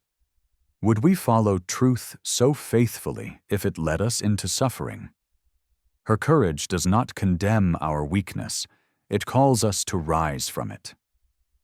In our own restless age, filled with questions that echo those she once asked, questions about identity, faith, reason, and suffering, Edith Stein remains astonishingly relevant. She teaches that doubt need not destroy faith, that suffering need not extinguish joy, that death cannot erase love. Her life is a living argument against despair. She shows that holiness is not the rejection of humanity, but its perfection, that grace builds upon nature rather than destroying it. Her voice, gentle yet firm, continues to remind the modern soul that peace is not found in self-sufficiency, but in surrender. There are still those who kneel before her image, not as before an untouchable saint, but as before a friend. They bring their confusions, their griefs, their longing for meaning, and they sense her listening. Her story, though filled with suffering, carries no bitterness. Her witness, though marked by death, radiates life.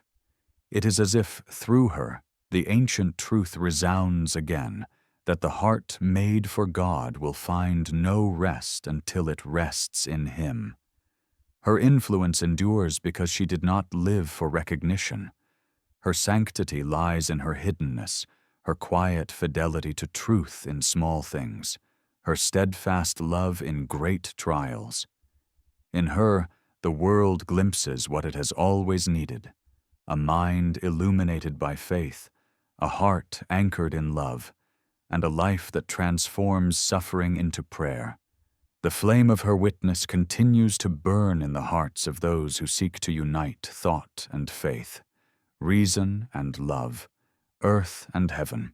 Her story does not end in the gas chamber or the canonization ceremony. It continues wherever someone chooses to say yes to truth, to love without measure, and to bear the cross without fear. And in that quiet fidelity, she lives still.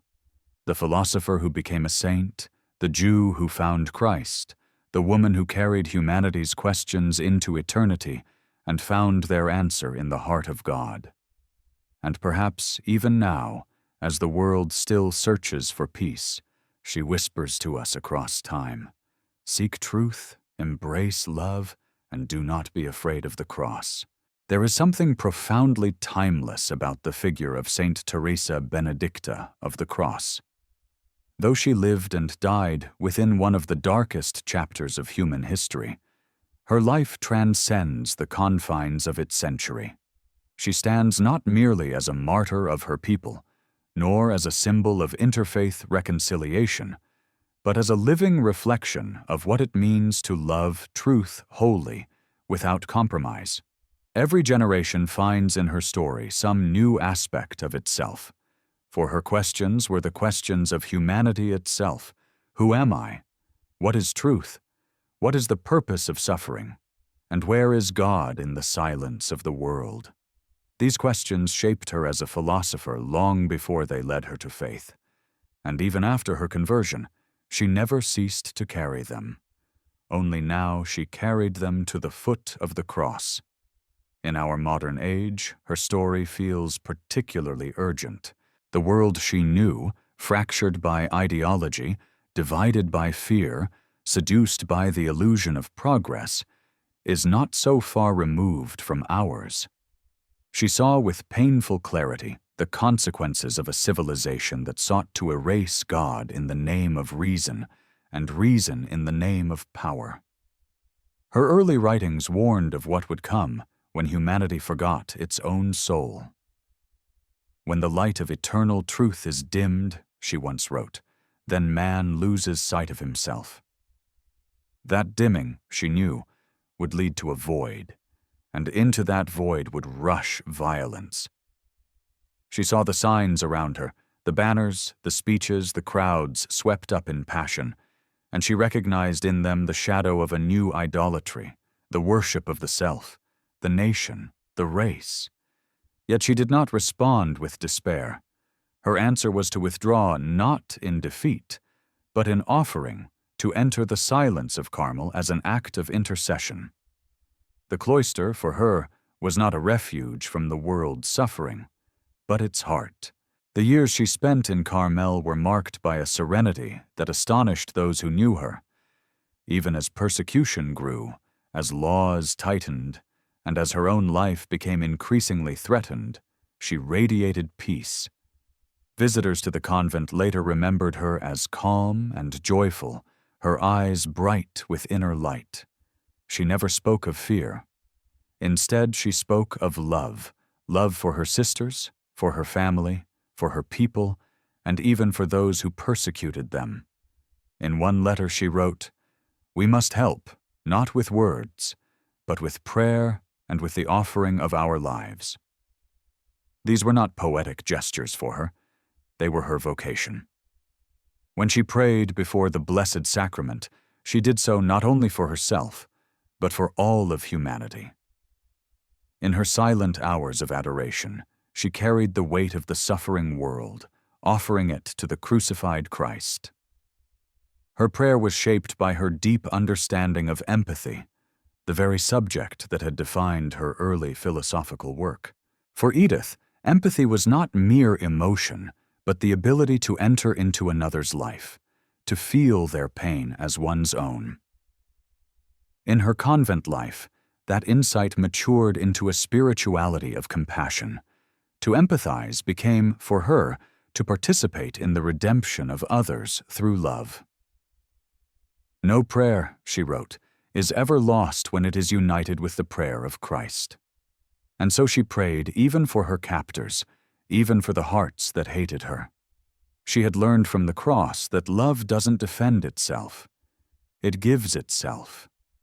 The horror of the Holocaust, in which she perished, stands as a wound in the memory of the world, and yet her death within it has become a paradoxical source of healing. Her martyrdom does not glorify suffering, nor does it diminish the unspeakable evil of what was done. Rather, it transforms that evil by showing that love can remain pure even within the flames of hatred. She shared the fate of her people, not as a passive victim, but as a conscious offering. She had once written that the measure of a life is not what it achieves, but what it gives. By that measure, hers was immeasurable.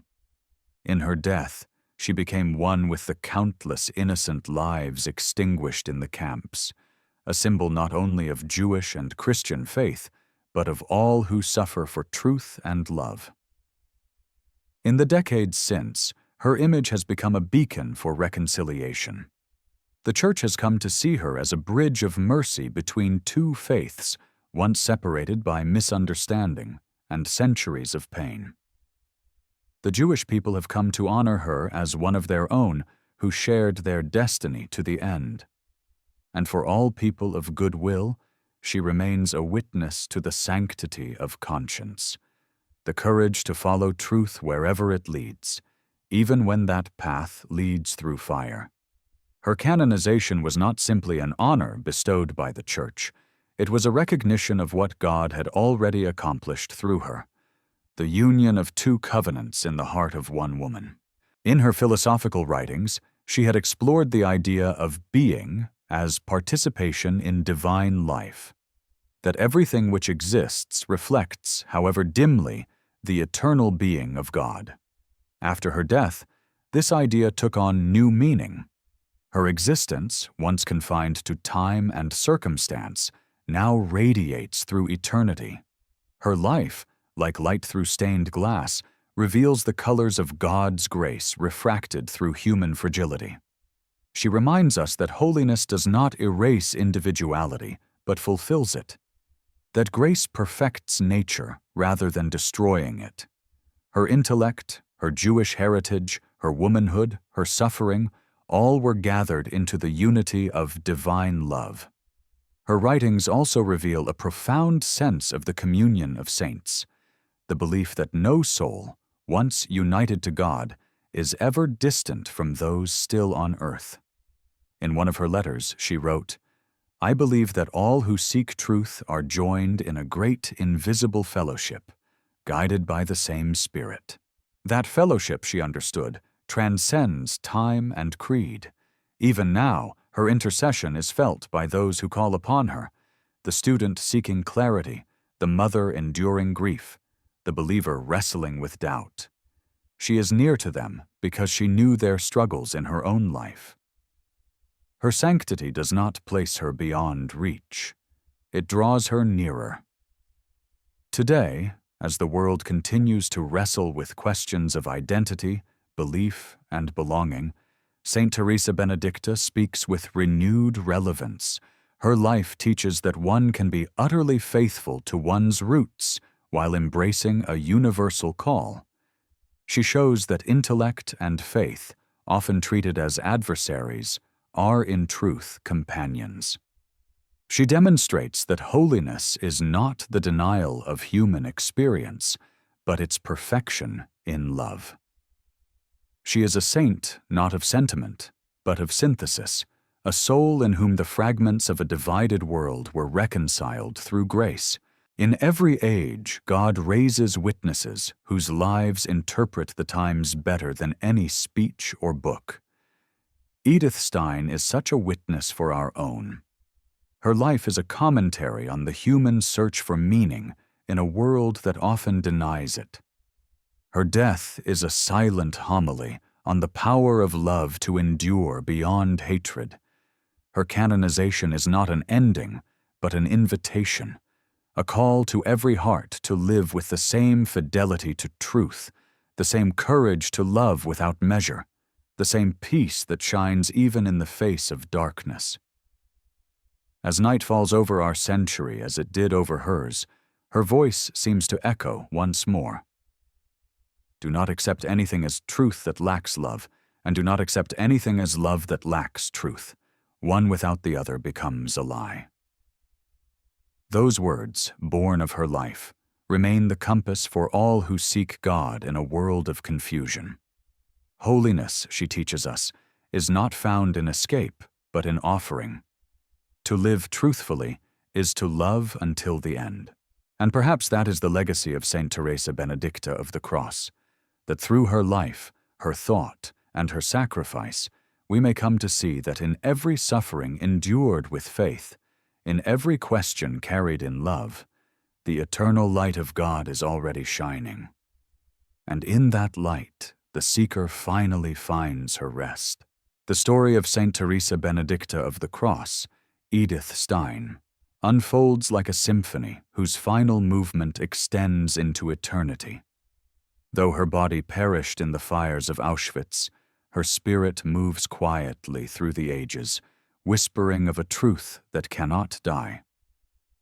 Her life, so intertwined with suffering, intellect, and grace, continues to reveal new meanings to those who pause to contemplate her journey. Every generation seems to find in her something that speaks to its own heart, a question that she once asked, a wound she once bore, a hope she never relinquished. And perhaps that is the true mark of sanctity, not the perfection of a single era, but a light that never ceases to illuminate the human path. In the years since her canonization, the world has come to know Edith Stein not only as a saint, but as a companion for all who seek truth in uncertain times. Her writings, once confined to libraries and theological circles, have entered ordinary homes and hearts. There are countless stories of men and women who, encountering her life, have found strength to endure suffering, courage to forgive, and faith to begin again. She is invoked not only by scholars or religious, but by teachers, students, mothers, philosophers, and the lonely seekers who kneel at the crossroads between reason and belief. Each one sees in her a mirror of their own longing, a reminder that to seek truth sincerely is already to walk with God, even before one knows His name. In the quiet chapels of the Carmelite convents that she once loved, her name is spoken daily in prayer. Her sisters remember her not as a remote figure of history, but as a sister among them, still present in the mystery of communion. They speak of her laughter, her humility, her gentleness. They recall the way she would bow her head during the singing of the Salve Regina, her eyes filled with tears that seemed to see beyond time. For those who live the same hidden life she embraced, she remains a source of strength, a reminder that the smallest act of love, offered in silence, can redeem the world. In her, they see that holiness is not built upon grand gestures, but upon the daily surrender of the will. Beyond the cloisters, her witness has become a bridge between faith and reason. In a world that often divides these two as opposites, she stands as their reconciliation. Her writings invite the modern mind to believe again, not by abandoning thought, but by purifying it, grounding it in love. She shows that faith is not irrational, but the deepest form of reason, because it recognizes truth not as an idea, but as a person. For her, God was not the conclusion of an argument, but the encounter that fulfilled every question. This is why her story continues to attract not only believers, but philosophers, scientists, and those who describe themselves as seekers. Her intellectual rigor gives permission to the doubting heart to hope that faith and intelligence can coexist, that the mind's hunger and the soul's thirst are not rivals, but allies. In universities, particularly those shaped by Catholic and phenomenological traditions, her thought is studied not merely as historical philosophy, but as a living dialogue with the human spirit. Her concept of empathy has found a renewed audience in fields like psychology and ethics, where her insights into the human capacity to enter the interior world of another are recognized as profoundly relevant. For her, empathy was not a sentiment, but a participation in the mystery of being. It was the act of the soul reaching toward another soul. That capacity to suffer with, to rejoice with, to understand another's reality as one's own, became for her the foundation of moral life and the reflection of divine love itself. In a culture increasingly fractured by isolation and division, her teaching offers a remedy. To learn empathy, she insists even now through her words, is to learn the way of the cross. Her Jewish identity remains essential to her legacy. She never rejected her heritage. Rather, she understood her conversion to Christ as the unfolding of its deepest meaning.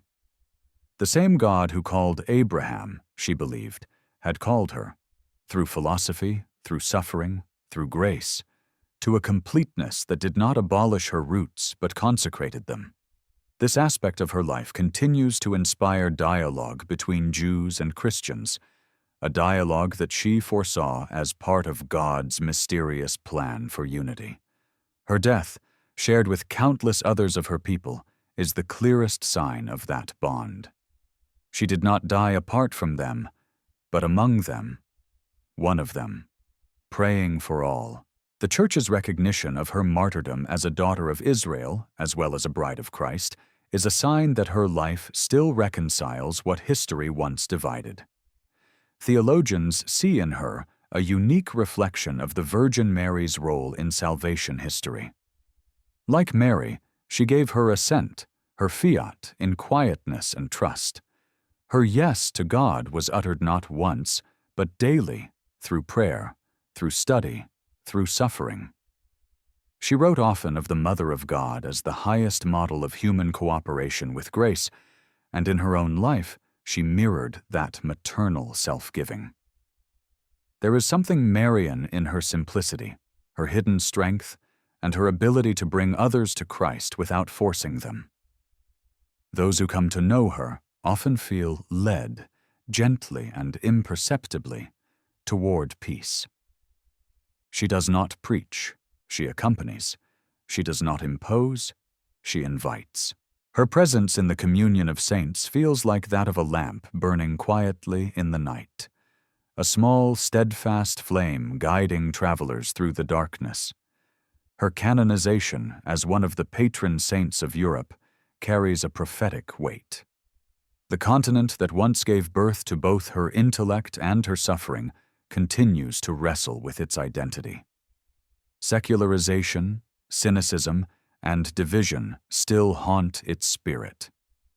Yet within this struggle, her life offers a reminder that Europe's soul was formed not by conquest or power, but by faith, by those who sought truth, who loved beyond boundaries, who saw in every human being the image of God. As patroness, she calls the continent back to that origin, back to the cross, where all pride is silenced and all humanity is united in the love of Christ. And perhaps that is why her legacy continues to grow, even in lands she never saw. She is not a saint bound by geography or culture. Her story resonates wherever the human heart longs for reconciliation between thought and faith, between suffering and meaning, between the seen and the unseen. Her words, translated into dozens of languages, carry the same quiet conviction that marked her life. They remind the reader that holiness is not distant or unattainable, but hidden in the ordinary act of fidelity, in the patient endurance of difficulty, in the search for truth carried out in love. In the end, her message is both simple and inexhaustible. Truth is not a possession but a path, and every honest seeker walks that path toward God, whether knowingly or not. The measure of one's life is not success, but surrender, not power, but peace. And the cross, which once appeared as a symbol of defeat, is revealed as the doorway to victory. These are lessons the world must learn again and again, and Edith Stein remains their teacher. Her life, now centuries distant from ours, continues to pulse with meaning because it touches what is eternal. She reminds us that every human being, regardless of creed or circumstance, carries within them the image of the divine and the capacity for truth. Her story tells us that even in the ruins of hatred, love can build a sanctuary. Even in the silence of death, faith can speak. The philosopher who sought understanding, the woman who embraced the cross, the saint who gave her life for love. She still walks beside us, urging us to listen for the voice of God that speaks within every human heart. And perhaps it is fitting to end her story as it began, in a question that lingers softly like a prayer. If a single heart, in seeking truth, can find God, what might happen if the whole world began to seek Him the same way? And so her light continues to burn, steady, unwavering, eternal, guiding those who seek, those who suffer, and those who dare to believe that truth, once found, is love itself. It is strange how the memory of a life can deepen even after death, how the quiet example of one soul can continue to shape the conscience of a century long after the voice itself has fallen silent. So it is with Saint Teresa Benedicta of the Cross. The world moves on, yet she remains, like a still point amid the turning of ages, a light both gentle and unyielding, a reminder of what it means to live not for oneself, but for truth. There are countless saints in the long history of the Church, but few have embodied the struggles of modern humanity with such clarity. Her story is not only about faith and martyrdom, it is about the human condition itself, the restless search for meaning, the tension between freedom and obedience, the reconciliation of intellect and love. In her, the modern world meets its reflection and its hope. Her influence has quietly spread far beyond religious circles. In philosophy departments across Europe and America, her works continue to be studied not merely for their theological depth, but for their rigorous logic and beauty. Scholars who might not share her faith find themselves moved by her honesty, by the way she pursued truth without fear of where it might lead. To read her is to encounter an intellect that never turned away from difficult questions, that respected reason enough to follow it to its ultimate horizon. And yet, beyond that horizon, she found not emptiness, but presence. For the modern mind, accustomed to skepticism and fragmentation, her synthesis of faith and reason is a revelation. She stands as a quiet challenge to the age of relativism, proclaiming not through argument, but through example that truth exists, and it is worthy of devotion even unto death. In classrooms, her story is often introduced as that of a brilliant Jewish philosopher who became a Christian saint. But when students begin to read her words, her reflections on empathy, on womanhood, on the mystery of the soul, they begin to sense that her conversion was not a betrayal of her heritage, but the culmination of a lifelong pilgrimage.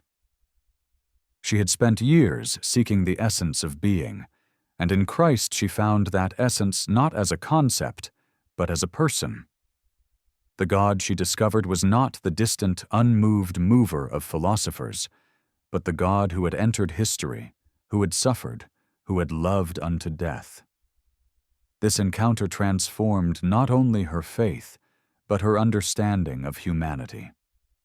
She wrote that the destiny of every human soul is to be conformed to Christ, to share in His love, His suffering, and His glory.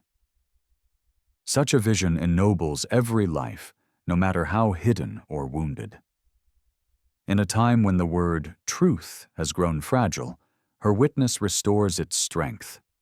She teaches that truth is not a weapon to be used, but a light to be received. It demands humility, for it cannot be possessed by pride. It demands purity, for it reveals itself only to the heart that is willing to be transformed. In her writings from the convent, she spoke often of living in truth, by which she meant not merely telling the truth, but allowing one's entire being to be shaped by reality as God reveals it. This interior integrity was the foundation of her holiness. She had once said, "Do not accept anything as truth that lacks love." These words have become one of her enduring legacies, a simple but profound rule for discernment in a world that confuses noise with wisdom. And yet, her legacy is not confined to thought or theology. She continues to inspire through her humanity, her tenderness, her compassion, her courage. In every country where her image stands in churches or classrooms, there are people who turn to her not as an abstract figure, but as a friend. Mothers who have lost children find solace in her quiet strength. Teachers weary of their task find renewal in her dedication to truth. The suffering find in her a companion who understands the mystery of pain. And those who are alone, misunderstood, or torn between identities see in her the possibility of harmony. She remains what she always was, a woman of profound empathy, able to understand the hearts of others because she had first allowed hers to be broken and remade by grace. For the Church, her sainthood carries prophetic meaning. She is the saint of dialogue, between Jews and Christians, between reason and faith, between men and women, between suffering and redemption. Her life proclaims that God does not erase difference but redeems it, that unity does not come from uniformity, but from love. In her, the ancient covenant and the new meet, not in conflict, but in fulfillment. This is why Pope John Paul II saw her as a symbol of the 20th century, a century marked by division, ideology, and violence, yet also by the search for reconciliation. Her martyrdom, he said, reveals the victory of love over hatred. In her, the poison of prejudice is answered not by bitterness but by prayer, the wounds of history healed by the grace of forgiveness. Her message to the modern world is not one of condemnation, but of invitation. She calls humanity to rediscover its soul, to remember that the dignity of the person does not lie in power or success, but in the capacity to love and to suffer for truth. She reminds us that freedom without truth becomes destruction, that intellect without compassion becomes cruelty.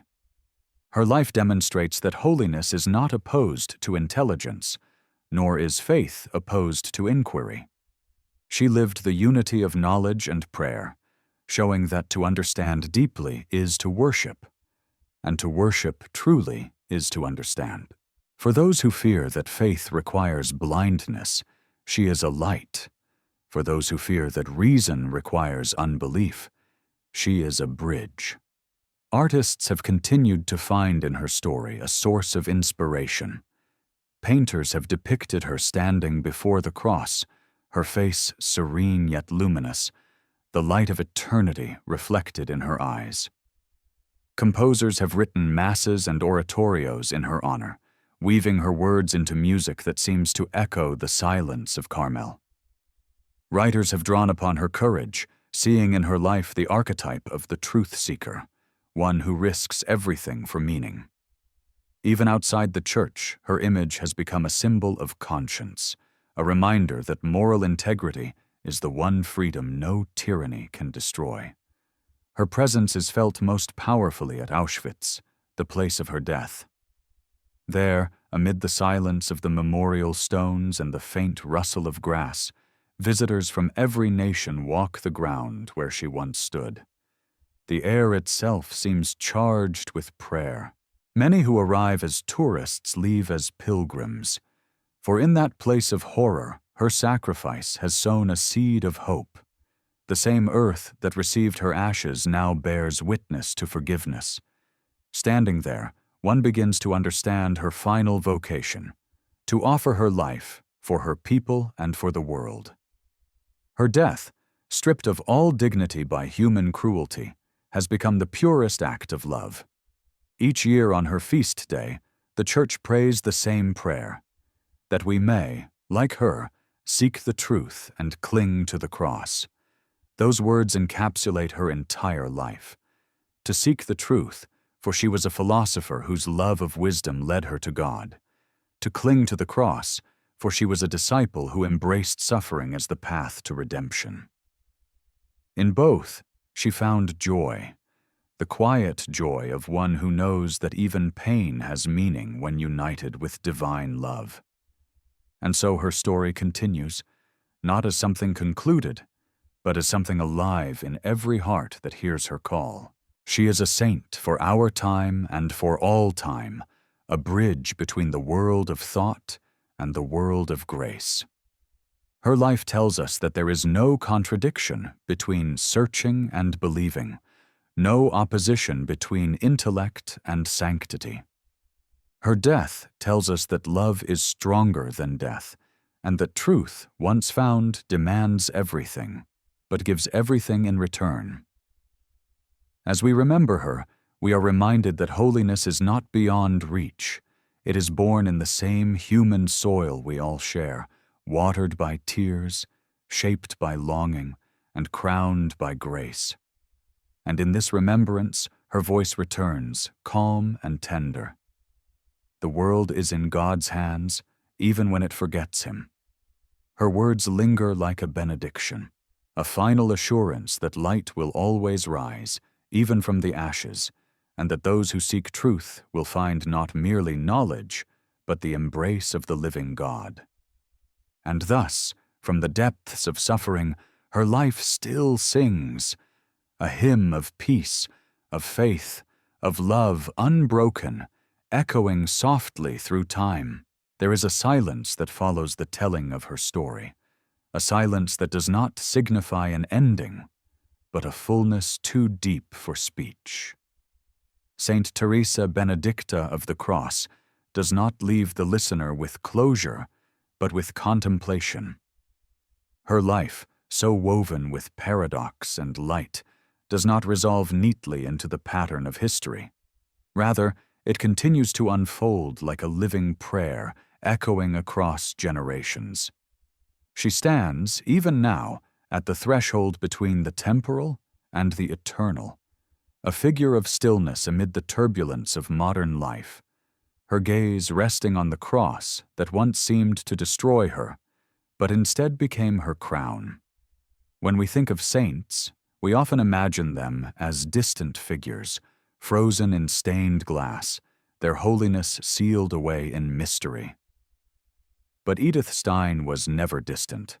She remains astonishingly human.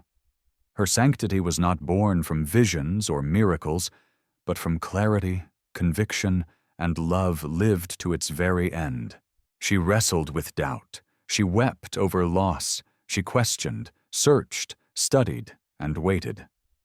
Her holiness is the holiness of the seeker, not of one who possessed answers easily, but of one who refused to stop asking. Her journey from the Jewish home of her childhood to the academic halls of Germany, from atheism to faith, from the lectern to the cloister, is not merely a biography. It is the story of every soul who has ever yearned to know the truth of existence. She entered life under the shadow of Yom Kippur, the Day of Atonement, and it seems fitting that her death, too, became an offering of atonement, not through ritual, but through love. Her birth was marked by her people's prayers for mercy. Her death became a prayer of mercy for all humanity.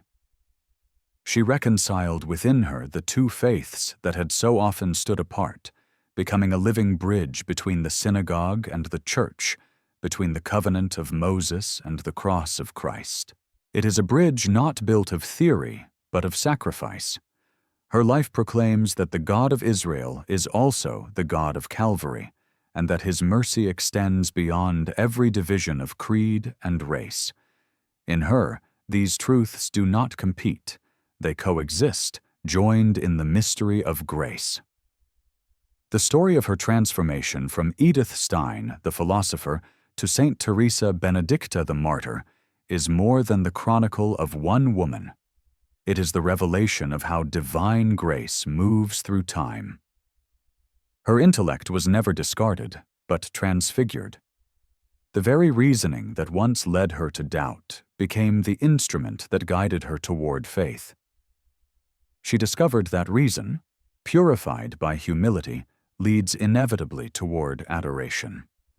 Her writings remain one of the clearest testimonies to the truth that intellect and sanctity are not enemies, but companions. The light of thought, when surrendered to God, becomes the flame of wisdom. That flame burned steadily in her until the very end, illuminating the path for others who struggle to reconcile the world of knowledge with the world of the soul. To the modern heart, torn between skepticism and longing, she offers both challenge and consolation. She does not promise easy answers, but she shows that there are answers and that they are worth the search. She teaches that faith is not a rejection of reason, but its perfection, the moment when the mind bows before the mystery of love. For those who fear that surrender means loss, she demonstrates the opposite, that surrender to God brings the deepest freedom, the freedom to love without limit and to see the world as it truly is. Her life reveals that holiness is not escape from the world's pain, but the willingness to carry it, to transform it, to lift it toward heaven through compassion. There is an extraordinary serenity in her final years, as if she had already begun to dwell in that peace which surpasses understanding. Even when the shadows of the Nazi regime grew darker, even when the threat of death became inescapable, she lived with quiet readiness. She had written to her prioress, "I ask the Lord to take my life and death for all that matters to him." That prayer was not born of despair, but of love's maturity. She saw her suffering as participation in the redeeming work of Christ, as a thread woven into the vast tapestry of divine mercy. In that offering, her life found its true meaning. When she and her sister Rosa were led away from the convent, she did not look back. She had already made her peace with God. Witnesses later said that she radiated calm, not resignation, but completion. There is something profoundly Eucharistic in her final act. Her life, like bread, was broken and given. Her death, like wine, was poured out as an offering for love. Through that act, the cross she bore became her altar. And from that altar, the grace of her sacrifice continues to flow across the world. It is difficult to speak of holiness in modern terms, for the word itself has grown unfamiliar to a culture that measures worth by success and meaning by achievement. But Edith Stein redefines holiness not as perfection, but as wholeness, the restoration of harmony between mind, heart, and soul. She lived her vocation in the ordinary, transforming intellect into prayer and suffering into praise. She teaches that sanctity is not found in extraordinary deeds, but in the willingness to give oneself completely, whatever the cost. In that sense, her example is profoundly relevant to every life, whether lived in cloister or city, in silence or noise. To follow her path is to learn how to find God in the very fabric of daily existence, to see in every moment an invitation to love more deeply. Her story does not end in death because her witness did not die. It continues to breathe wherever people choose truth over comfort, love over hatred, faith over fear. It lives in the quiet courage of those who forgive, in the steadfastness of those who endure injustice with grace, in the humble perseverance of those who pray when prayer feels impossible. Her martyrdom was not a defeat, it was the seed of renewal. The soil of her suffering has borne countless fruits, conversions, vocations, reconciliations, all born from her single act of faith. In the 21st century, her voice still calls the world to rediscover its soul. Her writings remind us that beneath all the noise of technology, ambition, and distraction, the heart remains restless until it finds truth. She speaks not as a moralist, but as a witness, one who has walked the road from unbelief to faith, from questioning to surrender, from life to eternity. To read her is to feel the tug of that same grace which drew her, patient and insistent, through every stage of her life. It is perhaps fitting that she is remembered as both philosopher and saint, for in her they meet, the two sides of the same human hunger for meaning. Her search for knowledge led her to the knowledge of love. Her pursuit of truth led her to truth himself. She remains a sign for all who seek that no honest question is wasted, no sincere doubt beyond redemption. In the end, every road that leads to truth leads to God, and every soul that follows it with integrity will find what she found, not argument, but presence, not explanation, but peace. And so the life that began in the prayers of Yom Kippur ends not in sorrow, but in glory. Edith Stein, Saint Teresa Benedicta of the Cross, stands among the saints as a voice of reason made radiant by faith, a woman whose life is both bridge and offering. Her story returns us to the beginning, to the question that opened it all. How does a mind devoted to reason discover the mystery of faith? And why does truth sometimes demand the price of a cross? Her answer, written not with ink but with her life, is eternal, because love is the only truth worth dying for, and in that death one discovers life everlasting. And so her pilgrimage finds its rest, though her light does not fade. It glows still in the hearts of those who seek, a flame that guides the weary toward peace, and a reminder that even in the darkest night, the cross shines with the promise of resurrection.